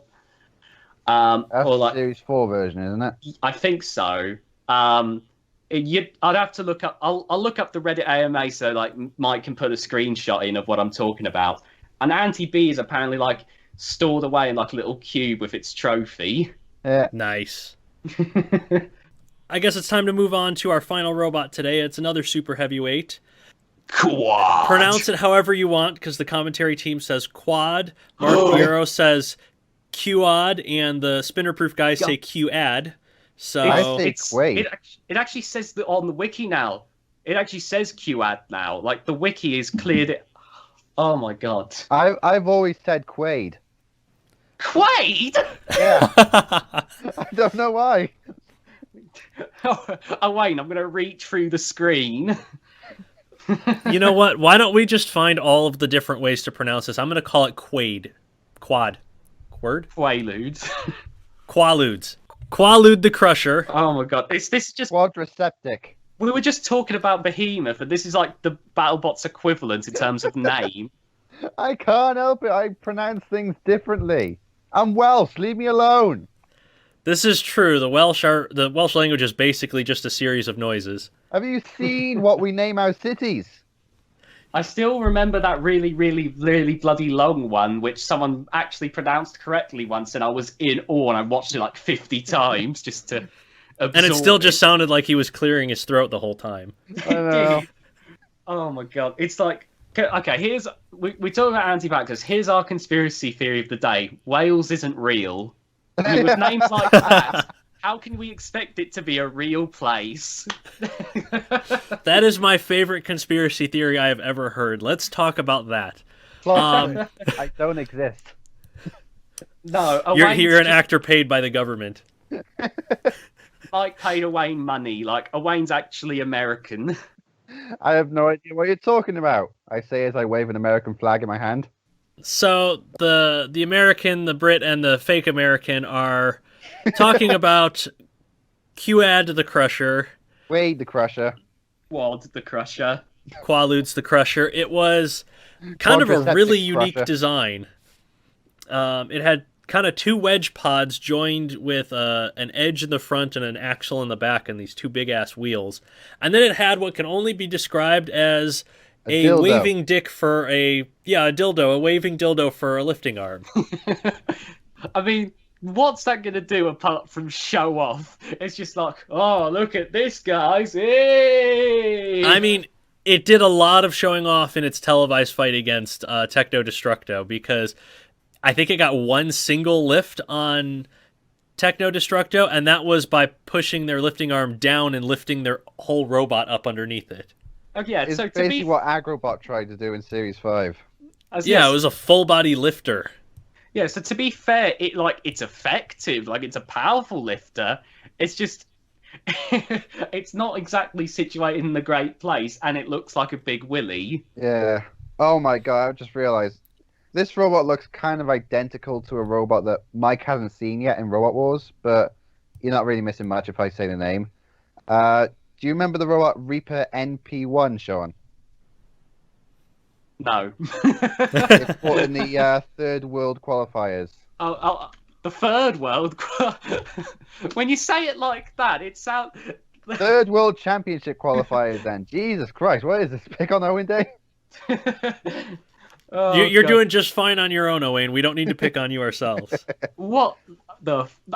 Okay, I'm gonna say this. I don't think I've seen Series 7, but I feel like I'm having that Berenstain Bears effect because I don't think I've ever seen Reaper N2 in my entire life. No, it was a real thing. I remember it. Oh my god. Now the comment section is just going to be people being like, I don't remember there being a Reaper NP2, and it's just going to be like conspiracy theories. If there's anything we've learned, it's that the Roasting Robots podcast is a breeding ground for conspiracy theories. Oh god. Yeah, it was Reaper NP2, not NP1, sorry. It was a German robot that competed in Series 7. So basically, this entire podcast has been conspiracy theories. It's been like anti-vaxxers, the world versus Craig Danby, Reaper Owen doesn't NP2, exist. and Wales and Owain don't exist. Well, I'm going to have to add on to that because it turns out that Qualudes gave Ronin one of its few wins in Season 4.0. And here's another conspiracy. How do you pronounce that? People in the comments below, say what your favourite conspiracy theory is. If you say it's Wales doesn't exist, I'll cut you. How can you? You don't exist. You're a figment of our imagination. Let's say Wales is real, Owain. You're in the UK. The moment you pull out a knife, you're going to be tackled to the ground. This is true. You got a license for that? Actually, no, because in Wales, 1 out of every 2 people carry knives anyway, so... Well, good thing We're Wales kind isn't of a real shithole. anyway. Good thing Wales isn't real anyway. We don't have anything to worry about. Saying that, I did actually see a gang of kids getting arrested by a couple of police officers yesterday. This has gone way off. Forget my rabbit holes. This has gone way off course more than my rabbit holes ever could. I was just giving you an example of how shitty a place Wales is. Well, since we seem to have run out of things to say about Qualudes the Crusher, it's got a dick. That's about all there is to say about it. Wait, sorry. No, there is one last thing. This is a very strange sentence for the wiki to have. As of 2015, it is unknown if Quad participated in the Super Heavyweight Constellation Rumbles during Season 4.0. Why as of 2015? Like it's an ongoing bit of research. I think probably because that was the last time that any of the pages on the wiki were updated. Is this is this another conspiracy theory? Did Quad even exist? We better get our tinfoil hats on, guys. I think it's safe to say that Quad exists in our hearts. You know, after this episode, we're going to have to open a tinfoil hat factory or something, make some money off of this. Official roasting robots, tinfoil hats. We just look like Tom Hanks and his family from Signs. Oh God. Well, since we've kind of run out of stuff to say, let's pick the robots for the next episode. Both of you guys get to pick one, and then I'll pick the remaining 3. Ooh. I'll let Sean pick one first. Okay, so I kind of find the name funny because I feel like this sums up Mike's feelings on BattleBots in the later seasons anyway. Wedge-O-Matic. Wedge-O-Matic. The thing that I found funny that got me really confused was in season 5.0 it became a spinner. Okay. I'm glad that we moved away. Yeah, I'm glad we moved away from like the well-known robots for the next episode back to Wedge-O-Matic.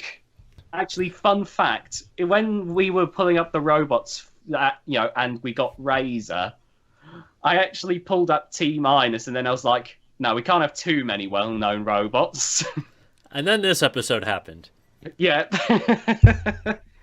Oh God. All right, Wayne, what robot have you randomly drawn? I pressed the random button on BattleBots, and lo and behold, I picked the fucking Welsh robot. No way. There's no way. You can't pull up fake robots, Wayne. It's Scallywag. Let me see this. From the Panic Attack team. Yeah, I was just about to say. Yes. I was just about to say, like, it looks like Panic Attack, and then it's like, oh, it actually is from the team. Oh my God. The wiki knows me all too well. I'm not fucking lying here. I did press the fucking random button on PowerBots wiki, and the first robot was a Welsh robot. I mean, Alex pressed random and pulled Razor, so I'm just gonna say, like, I can't wait to hear people talk about this, but this is literally just Panic Attack's Streebek. Yeah. They lost to Firestorm too many times, and we're just like, right, we're fucking doing it. We're just making a Shremek and nothing else. I love the fucking hoodie skull and crossbones design they got. Completely out of character, but hey, whatever. Well, the third robot, it's one that has not actually competed. It's one called Bad Penny. Is this like Anthony when he finds out what we said about Predator? I think so. Like, I'm flying over there in just over 2 weeks. I'm half expecting as soon as I get off the plane, I'm just going to get a knife right in the neck. No, he's just going to sick Rusty on you. God. So, what I'm going to say about Bad Penny without spoiling too much are the words Sonic Boom Pneumatic Spear Gun. Hold phone. I need to look at it. You said Sonic Boom. That's all we need to know. Yeah. That's going to be fascinating. I can't wait. I'm trying to not... Because if I say anything, it'll spoil it. So I can't wait for you to talk about it, is all I will say. Because that is the oddest fucking thing I've ever seen. Well, prepare to get odder because the next one is Sawulator. Sawulator? How the fuck do you even spell that? Sawulator. What? That's just a Tupperware container. I think it actually is. I hope it is. I can the Sawulator team confirm if that is a Tupperware container? I love the name of the robot it lost to. Poink. Poink. I need to look at Poink really quick. That's not spoilers if I look at Poink. Oh, Poink's just it's just that. It looks like, actually, the Poink looks like the original house robot from the US Robot Wars days, but instead of the lifter, it's an overhead spinner. It looks like an emoji.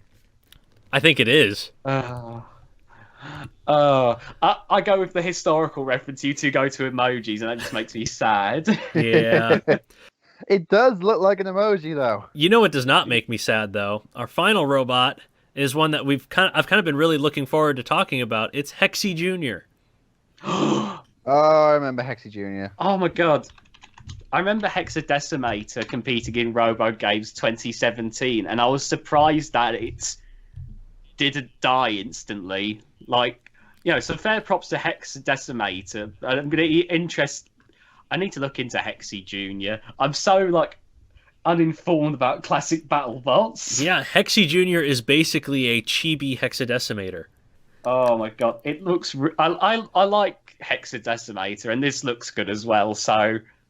Right, well, that is some of the nonsense we have to look forward to in the next episode. Thank you for listening. If you are listening on YouTube, please leave a like and a subscription, and leave some comments and let us know what you thought. If you are listening on Google Podcasts or Apple Podcasts or anywhere else that you may happen to be listening to this podcast, leave us a rating and let us know what you think of it. So that is going to wrap up this episode. Thank you very much for listening, and we'll see you in the next one. Bye-bye. Bye. I don't exist, apparently.